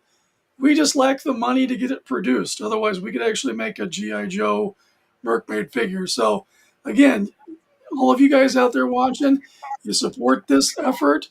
You get us to make another book. Pump that thing up to 6 figures so we can make a freaking toy. I was gonna say make toy get more Sebastian plushies because I'm still salty. Yeah. I'm so salty. That's I have a skate deck. But I was so salty that he got the freaking Sebastian plushie. Yeah, Pixel sent me 2 skate decks. I got this plushie because I was doing a lot of cons. So he was Okay, that makes just sending sense. me stuff to set up at cons. I'm sitting there like, what? You get all of this stuff? What gift? No, there's a purpose behind it because I can't skate. I don't need 2 skate decks. But I did the PowerCon in Ohio 2 years ago, and I had a really nice corner booth, and one whole side was Sebastian, my Spaz plushie, my prototype action figures, all the stuff for the Mercmaid book. And there was tons of suppliers and stuff there. So I've got, exactly who to reach out to if we can just make a figure, make a plushie, whatever. It was. Dude, I want a puppet would be so cool. Sorry. Puppet would be I love cool. puppets. Punkwaddle just gave me an idea. I don't think I could do the voice justice though. All right. Well, guess what though? You are going to do voices in just a little bit, but first, just like at the beginning of the show, Bruce likes to see how much of fans you are and get to know you that way. Me personally, I love to get to know my guests by how much of a conspiracy theorist you are. So we're going to get into Conspiracy Corner, Nice. and we're going to have a good time. Let's do it.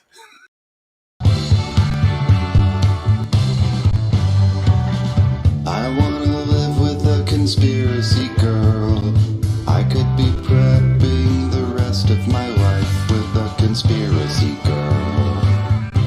Those weren't aliens. And this is also the segment in which Oh, you Smoke got 'em if the you got hat. 'em. Well, I mean, I'm we're on YouTube, so we must have the hat for I was gonna extra say I protection. am so down. X Files was one of my favorite shows. You know, you know what's funny? So I've decided that I'm going to watch X-Files from the beginning, but then my husband goes, "I don't want you wasting time on the ones that don't mean anything." So he started looking up people's opinions Oh of like no. which episodes you skip, and I'm like, "No, I want the fillers too." I was gonna say that you can break it down to Monster of the Week and conspiracy episodes is what I called them. You know, the Right. Monster of the Week was, oh cool, they're hunting a vampire, you know, or something. They found a werewolf and he's got a, you know, I love and I Scully love can't the figure little out that bugs in that's the a werewolf woods. and it's right in front of her and all that cute shit. Yeah. Right. No, you know, obviously it's a disease. But and then the conspiracy episodes, I'm like, that's where they pull out cigarette smoking man. And Yes. now they can be some of the slower, more boring episodes because it's a lot of exposition. It's a lot of explaining. You know, while they were doing this, all this has been going on behind the scene. But I'm like, it's okay because cigarette smoking man, he's cool. He's just in the corner. I liked the Krychek conspiracy episodes were some of my favorite because he was just a really good villain guy. Yes, he was, but seriously, I have not ever watched X-Files from beginning to end, and that's, now Do yeah. streamed. I'm surprised I haven't because I was watching them back in the 90s, you know. Mm. Anyway, but we're not talking about X-Files tonight. We're going to get into Conspiracy Corner fully, and it comes with a wheel. You guys, I bet you didn't know that. Sweet. Oh, I Spin like it. wheels are awesome. Yeah, so I've got a wheel of conspiracy here, and I don't see my normal chat telling me to spin the wheel, but I'm going to tell you how it works anyways. So this is the wheel of conspiracy. It will eventually be updated because some of these are getting a little stale and some of them are lame. But this is how the wheel works. With two people, I'm not sure exactly, but we'll figure it out as we go along.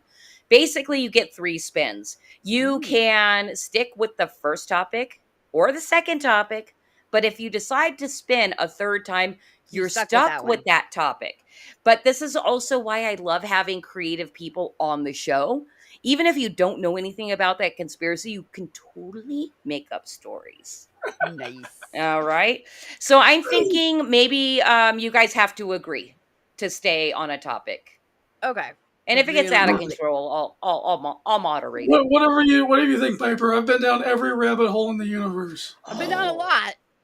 Nice. Okay, now it sounds like a competition. All right, you guys, are you guys ready to spin the wheel? Well, I can't say every. Yeah, let's do this. All right. Spin the wheel. Spin the wheel. Wheel of conspiracy. Turn, where it lands.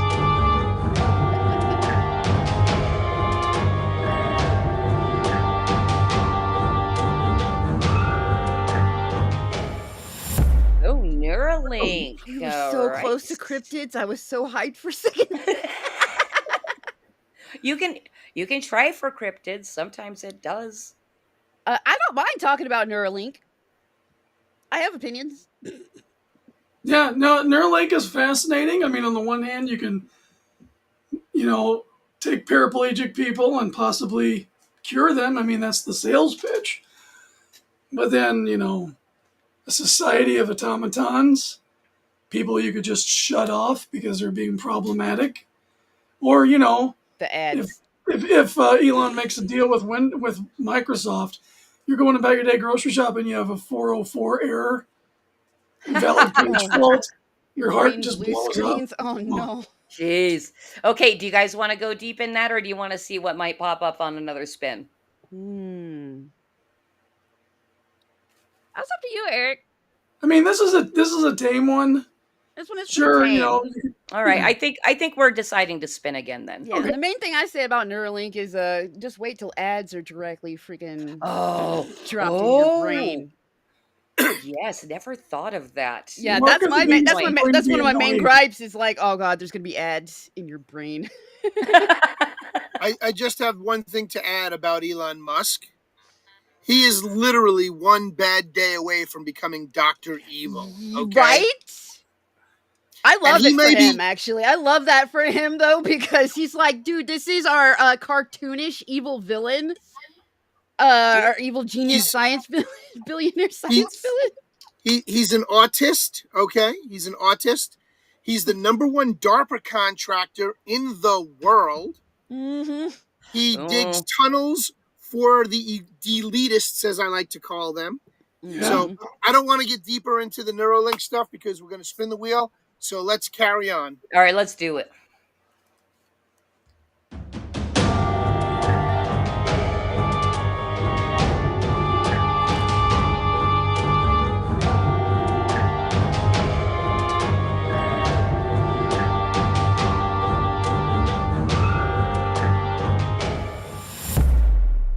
It keeps almost landing on ones that I'm like, yes, and it keeps almost landing on them. Oh, Medical establishment versus natural remedies. I love this one though. yeah. I mean, people were healing themselves, Yeah, and now it seems like people are sicker than ever, right? absolutely. I got plenty to say on this. We pick one and then we discuss it, or Yeah, pretty much. Pretty much. Do you guys want to stick with that? yeah. It's a pretty good one. I don't think we've We'll see ever what. talked about that one. Oh yeah, I'll stick on that one. Yeah, because I haven't. It's not come up in conversation with me very often, so I haven't gotten to chat about it, even though I have thoughts. Yeah. Ancient Chinese medicine works. Except rhino horn. That's Haven't tried that one. It's part of the reason why I'm carnivore. I'm never going to the doctor again. You know, I'm definitely unjabbed. Ain't nothing getting stuck here. So, I same believe we punk call waddle that save. pure That's what I was blood. hoping for. yeah, pure blood. I definitely think the medical establishment, you know, they work hand in hand with food, big ag, to make us fat, sick, nearly dead, so they can just farm us for every dollar possible. And then when we're no longer useful to society, there's a suicide booth around the corner. Oh my god. Yeah, you can get a fast pass in Canada. Sheesh.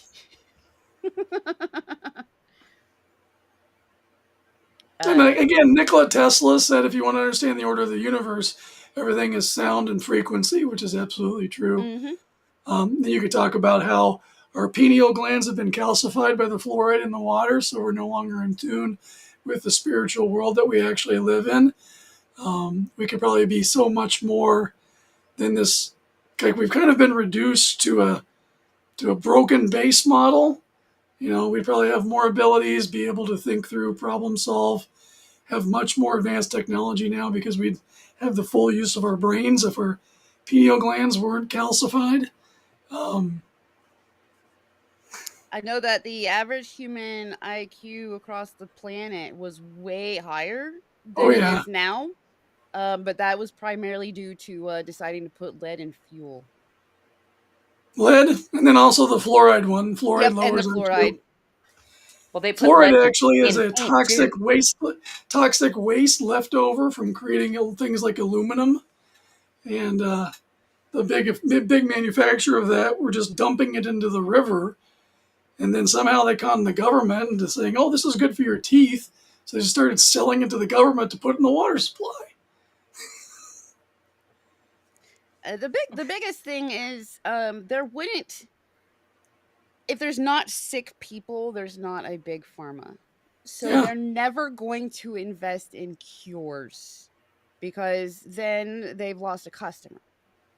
And that's just like, it should be a duh when you think about it and you think business wise. It should be like, you know how like back in the day stuff was built to last and now stuff breaks easy, especially technology. Same reason. Well, they're not going to come back if their stuff lasts forever. Right. But it's the same. They're not going to.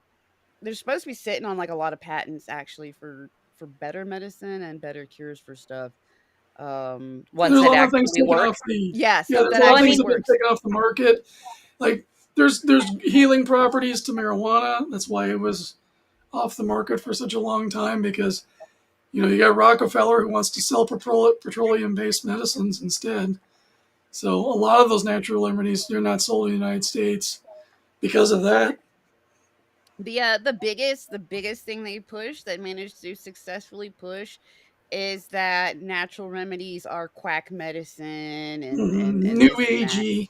Yeah, and then the FDA is with them going, yeah, we can't back up any of this other medicine. But the thing is the stuff that's been used and through trial and error proven to work for years and years and years. We would be wiped out if it didn't. Like, if we were just doing random stuff, we would die out as a species.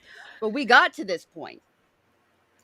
Yeah, well, wasn't there some kind of push a while back? I have no idea exactly what it was, but I seem to remember that they were trying to make it so you'd have to have a prescription to get vitamins. Wow. This was maybe like Yeah, 5, 10 years ago. and Yeah, then there was a bill that yeah, there the was. pharmaceutical companies wised up and they started buying all the supplement manufacturers. Yep. So you don't need to just like get out of big pharma and go to GNC. You need to look at your ingredients. You need to know where they're sourced from. Are they synthetics? If you really want to be on top of this stuff, you turn into crazy. But You it's good start because like as somebody who practices the carnivore diet, that's the reason why I'm on the carnivore diet. Is that I say the we've closer you eaten get meat for to thousands of years. natural, the closer you get to natural and less is artificial, especially Yeah, chemicals in something. The Mountain better Dew. it should be for you. The downside would be if your body's already developed a dependency on some kind of chemicals that stopping would be a problem. Yeah, That it's a that can drug. happen. Punk Waddle says our medicines had to be based on some sort of anecdotal or proven methods. And the thing is, they've developed stuff that's enough to treat symptoms. So that's what we get is symptom treatment. And a Yep. lot of times these symptoms are caused by something else that they did in the first place. Um, Whether sometimes it be poison air, poison water, poison Yeah, food, sometimes it's another medicine. I know at one right? point I was on a medicine and then I had to take two other medicines to combat the side effects of the first medicine just so I could take the first medicine. And that's usually me too when I take antibiotics. That's if I can keep them down. I'm usually yeah. on multiple medicines to counteract my reaction to antibiotics because I don't know. My My body ain't having it. They don't like it. my It don't my like it rather. father is going through a very serious cancer battle, and he was getting all of his treatment through the VA, and it was just pill after pill after pill after pill, and he's been on hospice now for a good 3 weeks, I think, not eating much. So he's going into fasting. He's actually reversed his diabetes. He's no longer diabetic. See, I knew. Because he's fasting, like kind of Yeah, forced because fasting. he doesn't want to eat, so he's not eating. So his body's going to into autophagy. So your cellular structure can't heal itself while you're digesting food, because those are two energy intensive things that you need a lot of energy to do. So that's one of the reasons why the 3 meals a day was always advocated. Why we have the bullshit food pyramid that was making us Right. fat with all the grains and stuff. And that's to keep your body in this constant state of digestion so you never heal for anything. That makes you more probable to getting a cold, getting a flu, needing some Benadryl, needing the blah, blah, blah, just in this constant sick state. Everybody that goes carnivore ends up doing intermittent fasting and then 72-hour fasts to, I know some people in my group that will fast for a week or so, and they're shredded, 60, 70 years old, muscular, act like they're in their 20s. And, you'll get doctors and med coats that say this is bad for your heart and you're going to die from eating all this meat because they got bad science that's all they were taught. No doctor in medical school ever studies nutrition. It's not required. I know. I mean, is it even possible to get referred to a nutritionist from a primary care physician anymore? Is that Only even if a he really, thing? only if he really cares about you. Like I had the greatest doctor in the world for the longest time because I have scleroderma. I've got this autoimmune disease, and that's part of the reason on my journey is I experiment on my own body with natural remedies to see if anything will help these hands move again. Um, And he was the type of doctor who said, I don't want you addicted to Vicodin. You don't want to be addicted to Vicodin. I'd rather you be on marijuana.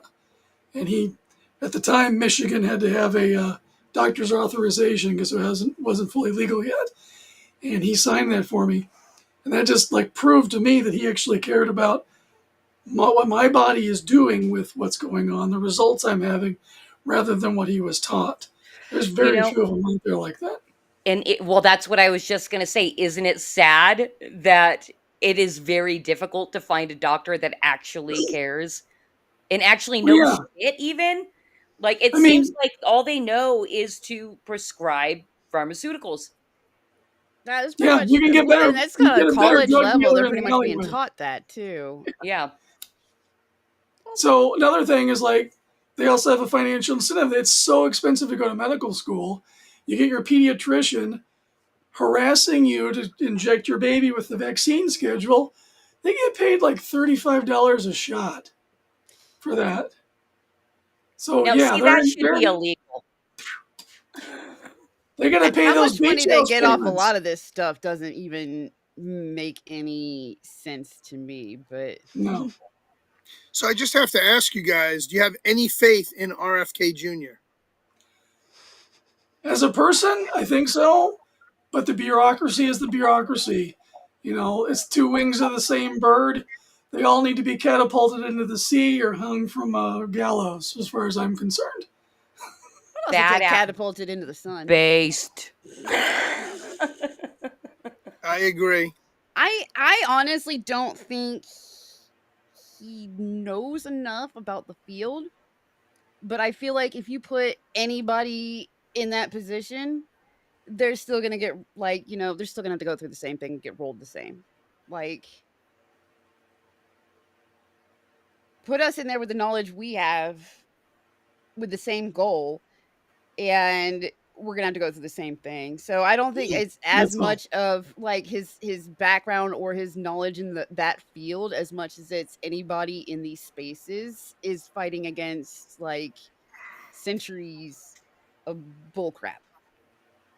Yeah, and everything is just like the comment was. Everything is money. Everything is money. All wars are bankers' wars. I mean, Yeah.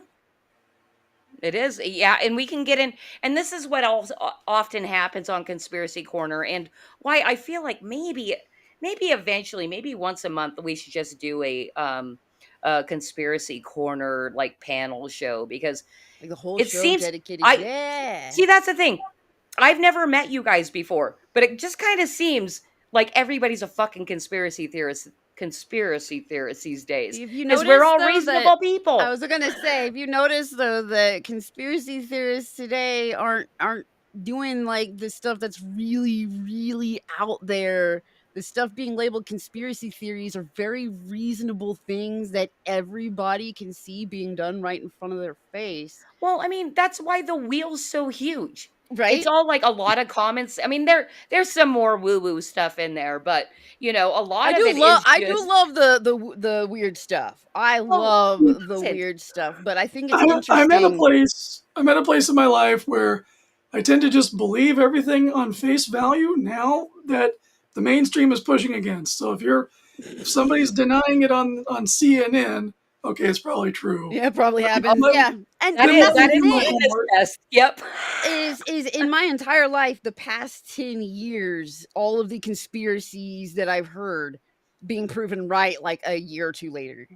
Like, oh, everybody that was told they were crazy, yeah, that is exactly what was going on.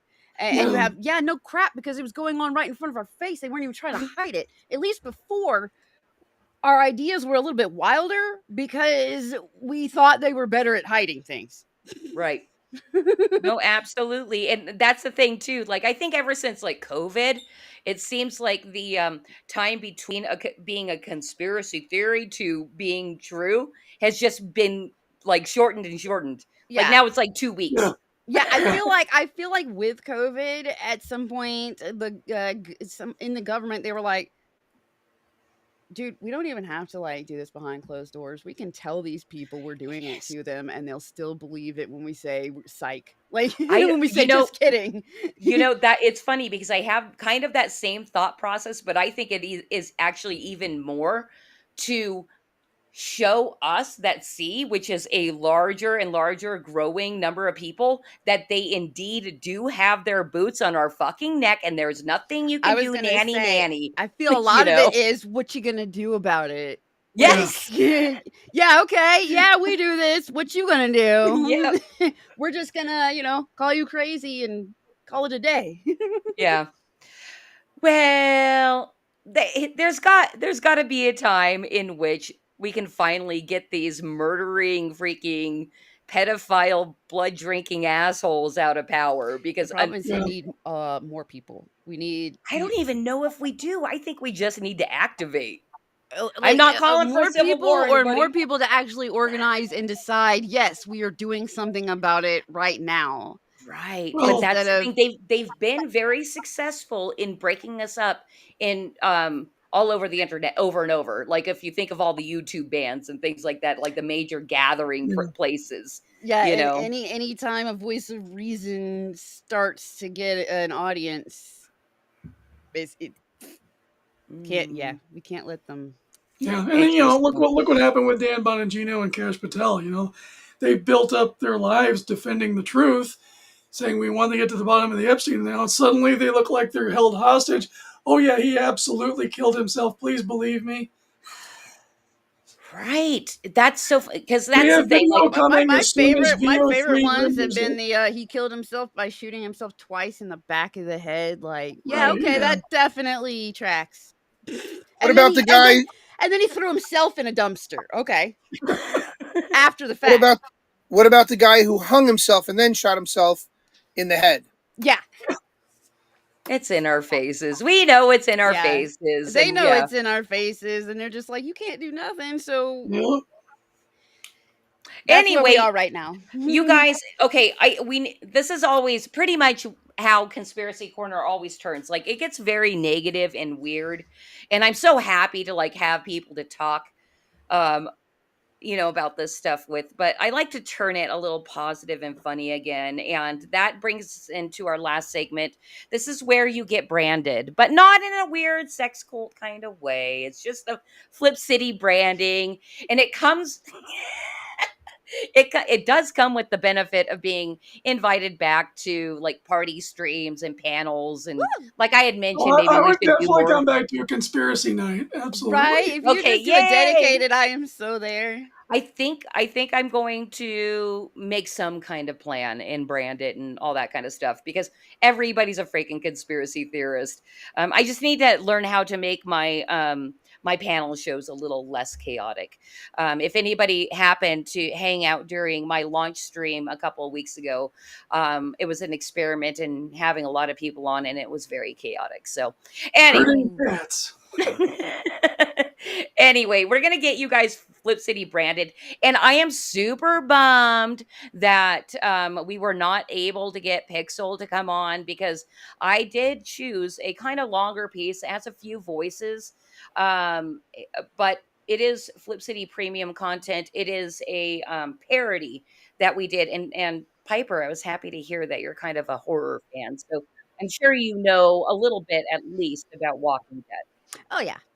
Okay, so we did a parody. We did a parody. It's called The Woking Dead Feral Dixon. Do you remember when Daryl went to France for some reason? They made that show. It I doesn't wasn't matter. around for that. I You did don't not have Yeah, see I it. to. don't, I Well, don't watch TV. it's one of Yeah. the spin-offs. It's one of the spin-offs, but you Okay. know, so basically, Daryl, they put him in France for whatever reason. We didn't even finish the series, but we did a parody on it, and it is called The Woking Dead Feral Dixon. And cause if you can just bring up the first slide, I'm gonna kind of assign roles here. All right. And Batman, you're still with us, right?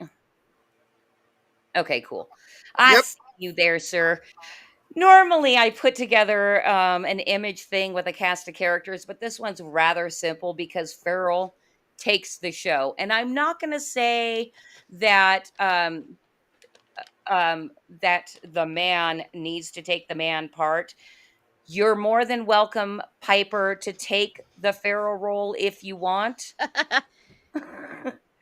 But you guys can battle it out. Well, I want Well, to know what the other roles are. yeah, Oh, what's the other choices? well, so basically it goes like this. Feral's the main role. Let's just do this. I'll be the narrator. Eric, you take the Feral Dixon role.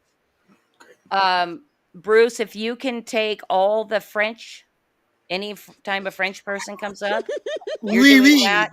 Oui, And oui, then mademoiselle.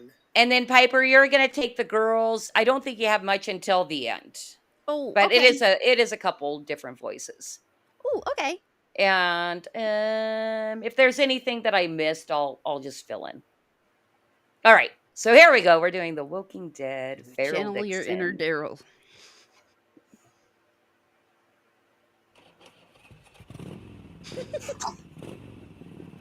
Oh, can you see it, by the way? Make your screen big if you can't. Yeah, let me zoom. Let me come in closer. Okay. Oof. All right, you still hear me okay? Yep. Yeah. All right, cool. So here I am in Paris, France. I have no idea why I'm in France. Why I should be doing this. Why, to be honest, I didn't even read the script. That's just what a rebel I am, I guess. I have learned that when life hands you an opportunity, don't piss it away. Just take the paycheck, ride it all the way to the end. Anyways, I had to leave Georgia as a protest against their oppressive transgender bathroom laws. I had a hard time getting my crossbow through customs. I must have filed 1,000 forms.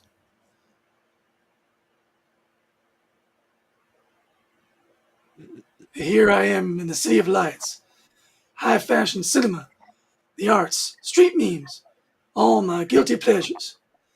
Man, what the hell happened to Paris? Oh yeah, Zumba invasion.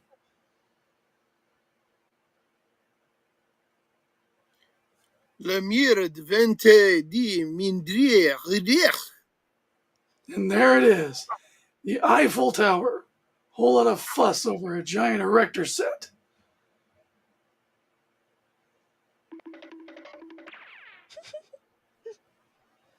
Hey, my wallet!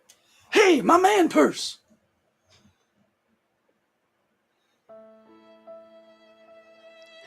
Just like back home, everybody wants to take a bite out of Feral Dixon.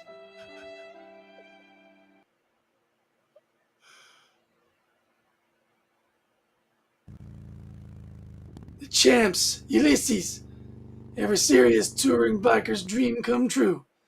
Surely I got time for a petite four and espresso.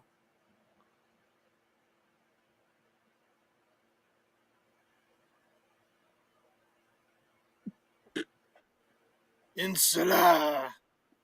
What the hell's this? A Zumber bomber?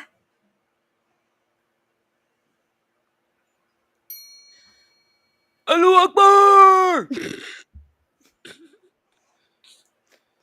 All right, things just got real. Le boom. Somebody's got to man up and put a stop to this.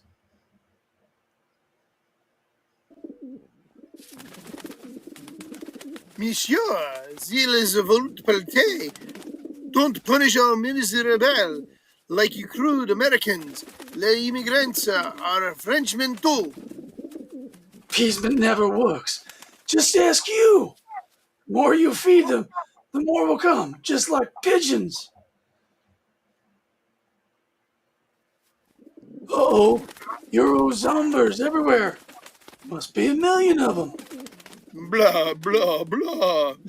How come I didn't hear about this on the news? No putting on dairy creamer in my espresso. I specifically asked for no cream, no sugar. Why is it employees today have such a hard time following directions? Some hospitality place this gets me 1 star on Yelp from me. Blah, bleh, bleh, bleh. Barricade the doors. Get your rifles ready. Your city is being overrun by hordes of Zoomers. Frenchies, you need to form a line of resistance.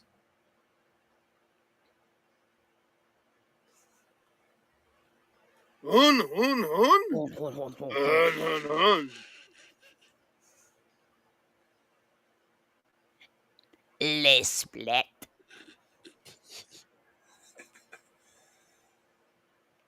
What a bunch of pussies. It's like they enjoy losing.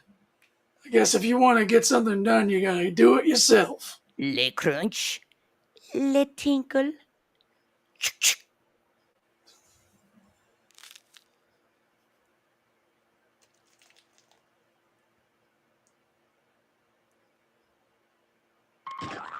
Eat titanium, freak.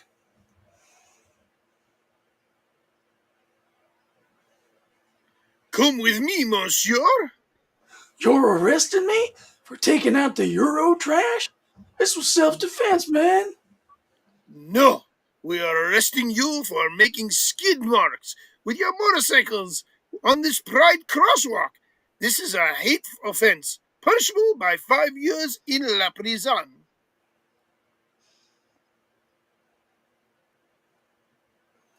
You frogs will have to catch me first. I gotta get out of this crazy house.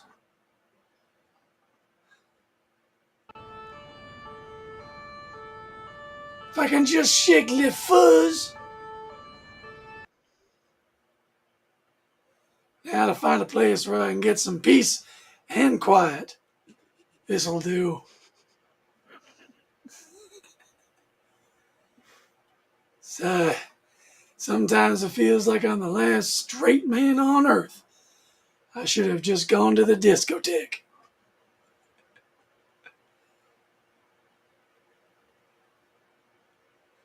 Soon, the French police catch up to Farrell. Wow, how'd you find me so fast? We just followed the trail of alienation.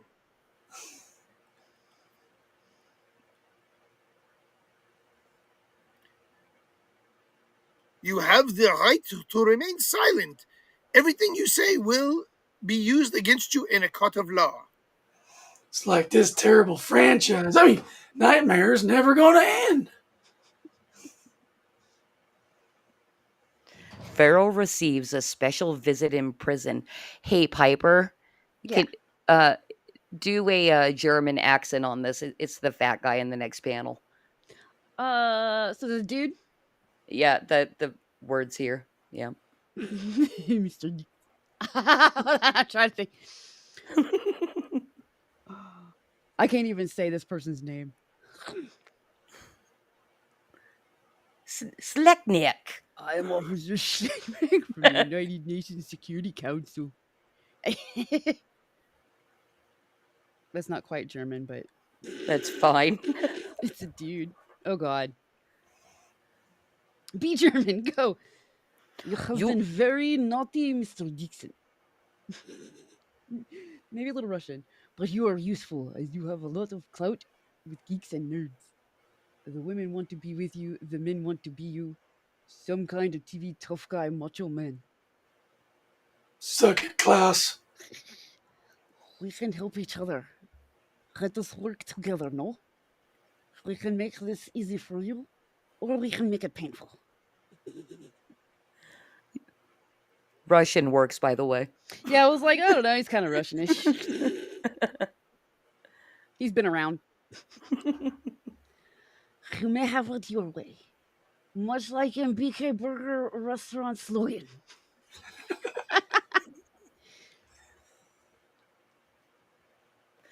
Tonight on an all-new episode of The Bachelor European Union Edition. If he doesn't pick me tonight, I swear to God, I'll torch this bloody TV studio. 3 hours later. Is that a chick? Yeah. Good work. We've broken him. Wow, that didn't take long. Introducing the new Feral Dixon. It's fully domesticated and housebroken to boot.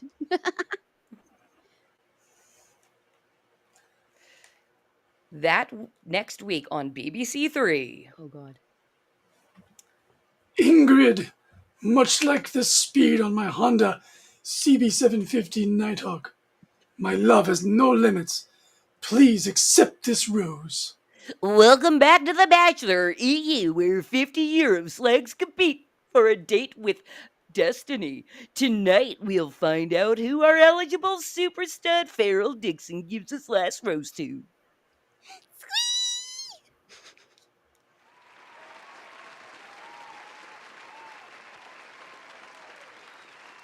And that was his punishment, everybody. Oh.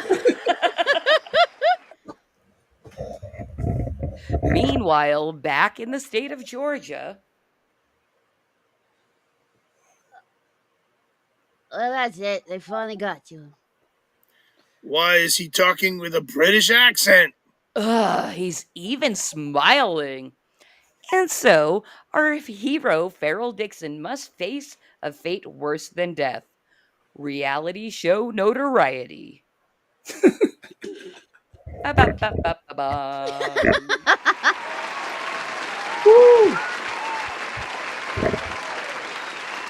We got applause at least from our sound effect file.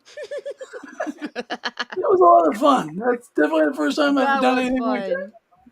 Good. Well, that's another thing that I'm thinking of doing occasionally is having other people on to read their content. It's a good promotional thing to do.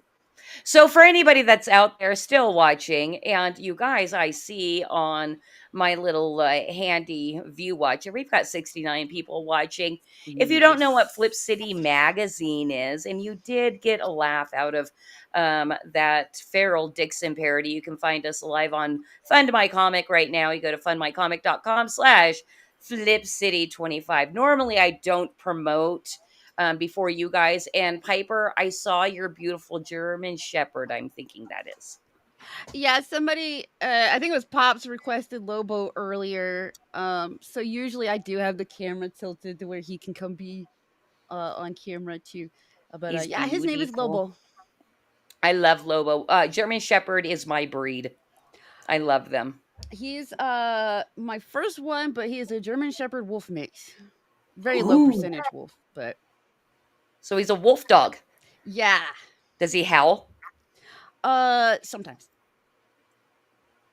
He's stubborn about it. He actually used to not howl until I left in an ambulance, and now he howls with the ambulance like the other dogs do. Oh. But his is way different from theirs. Like a pain howl? Like, yeah, no, his is like way louder and deeper. Like, it doesn't look like he's huge.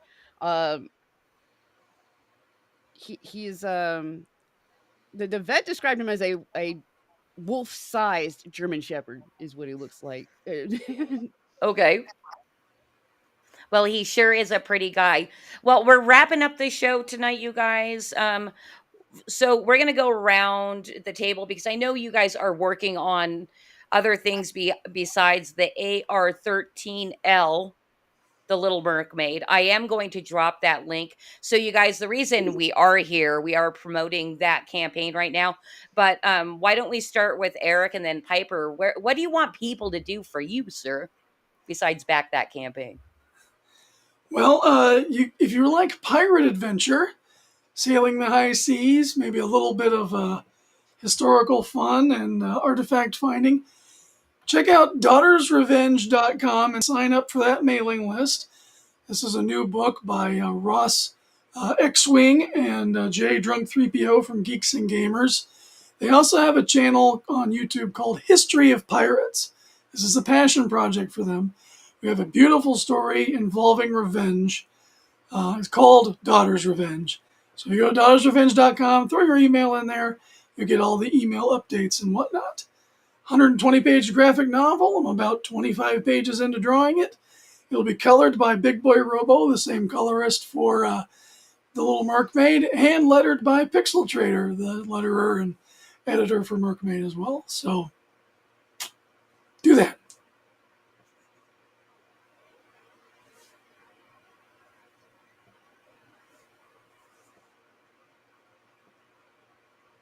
Vindicta.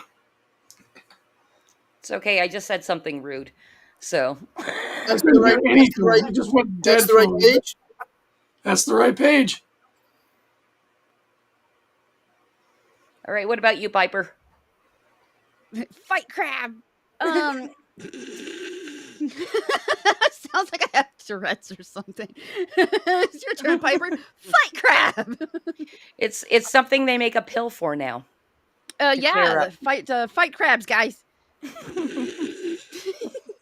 um, so well, I do have some various books in the works. I honestly suggest following Piper's Adventure on Twitter, X, Zitter, Twatter, whatever you want to call it. Twix. Personally, Twix, like Twix. that one. Um, uh, that's the easiest way to keep up with what I'm doing until I fix my website, until I have time to fix my website. But if you do like video games and video gamers or anime, I suggest following F Giggity, um, which is a VTuber that I totally am just friends with only. Yeah. Lately she has gotten into Fight Crab, and so have I, conveniently. What a coincidence. Wink. Spell the giggity Giggidy. Yeah, so my original account, or her original account, I mean, got hacked. It used to be Fizz Giggity, now it's F Giggity because F her, I guess. Thanks, Twitter. Uh, but she streams on Twitch, and she is now promoting Mercmaid because she's definitely a huge fan of my writing. Yeah, long time.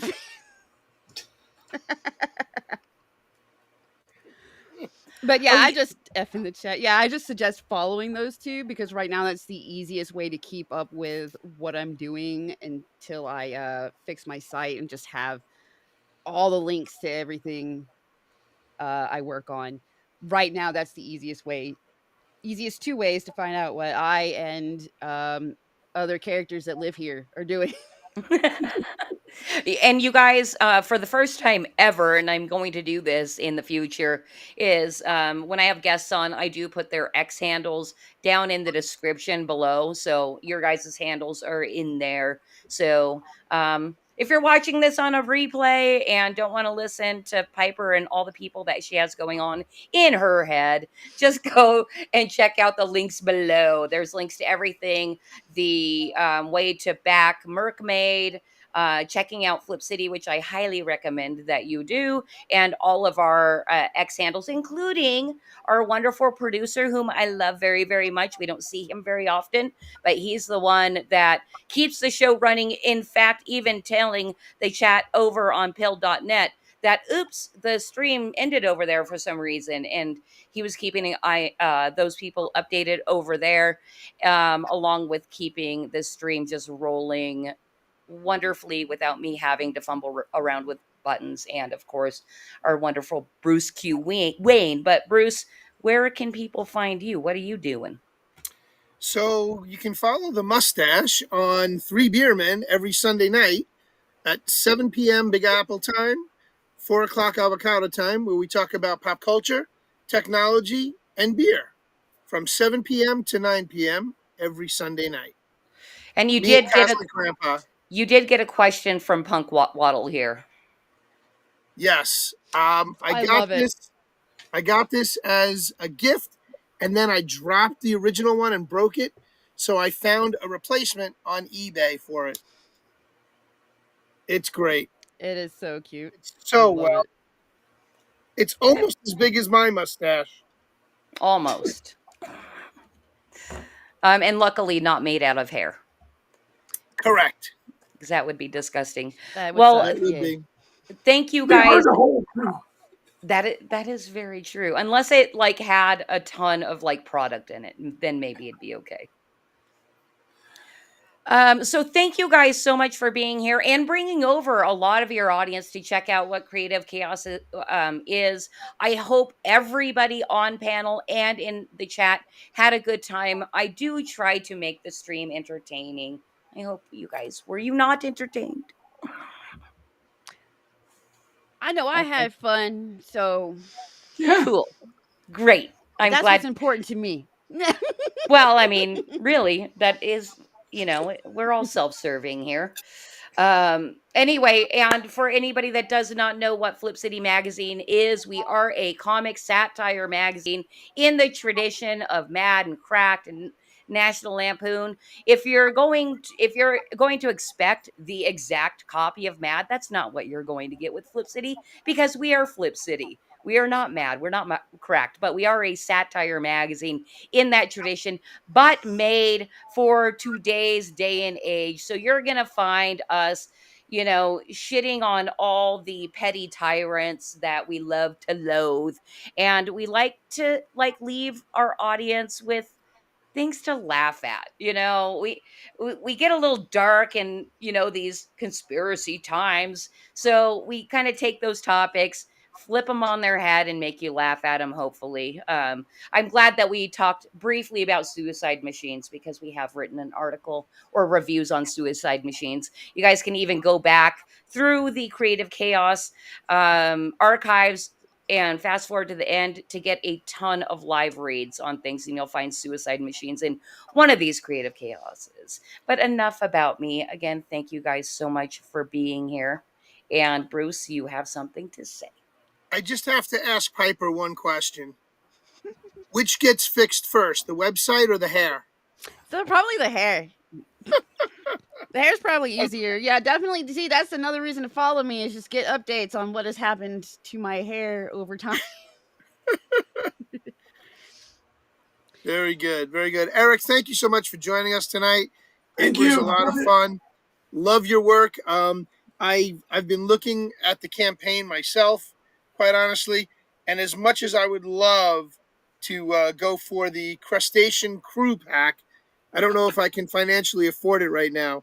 But wild stuff. Love the work. Thank you very much for what you guys do. Loving it. It's a great looking book, and it's obvious you guys have a lot of humor in there. And stuff like that. I'm excited to check it out. And it looks like we got, a couple people went and backed while we were live, but I think they were already following you guys anyway. I will not take credit for that. So you guys tune in next week, same time, Thursdays, 9 p.m. Eastern, 6 p.m. avocado time. And this is where we wave or do heart hands. I like that too. We're going to do heart hands and I'm going to wave them.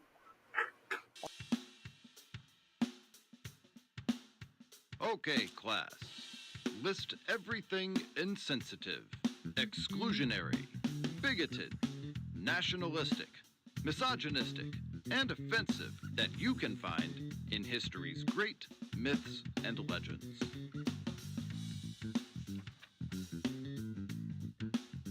Extra points for suffering panic attacks or emotional outbursts.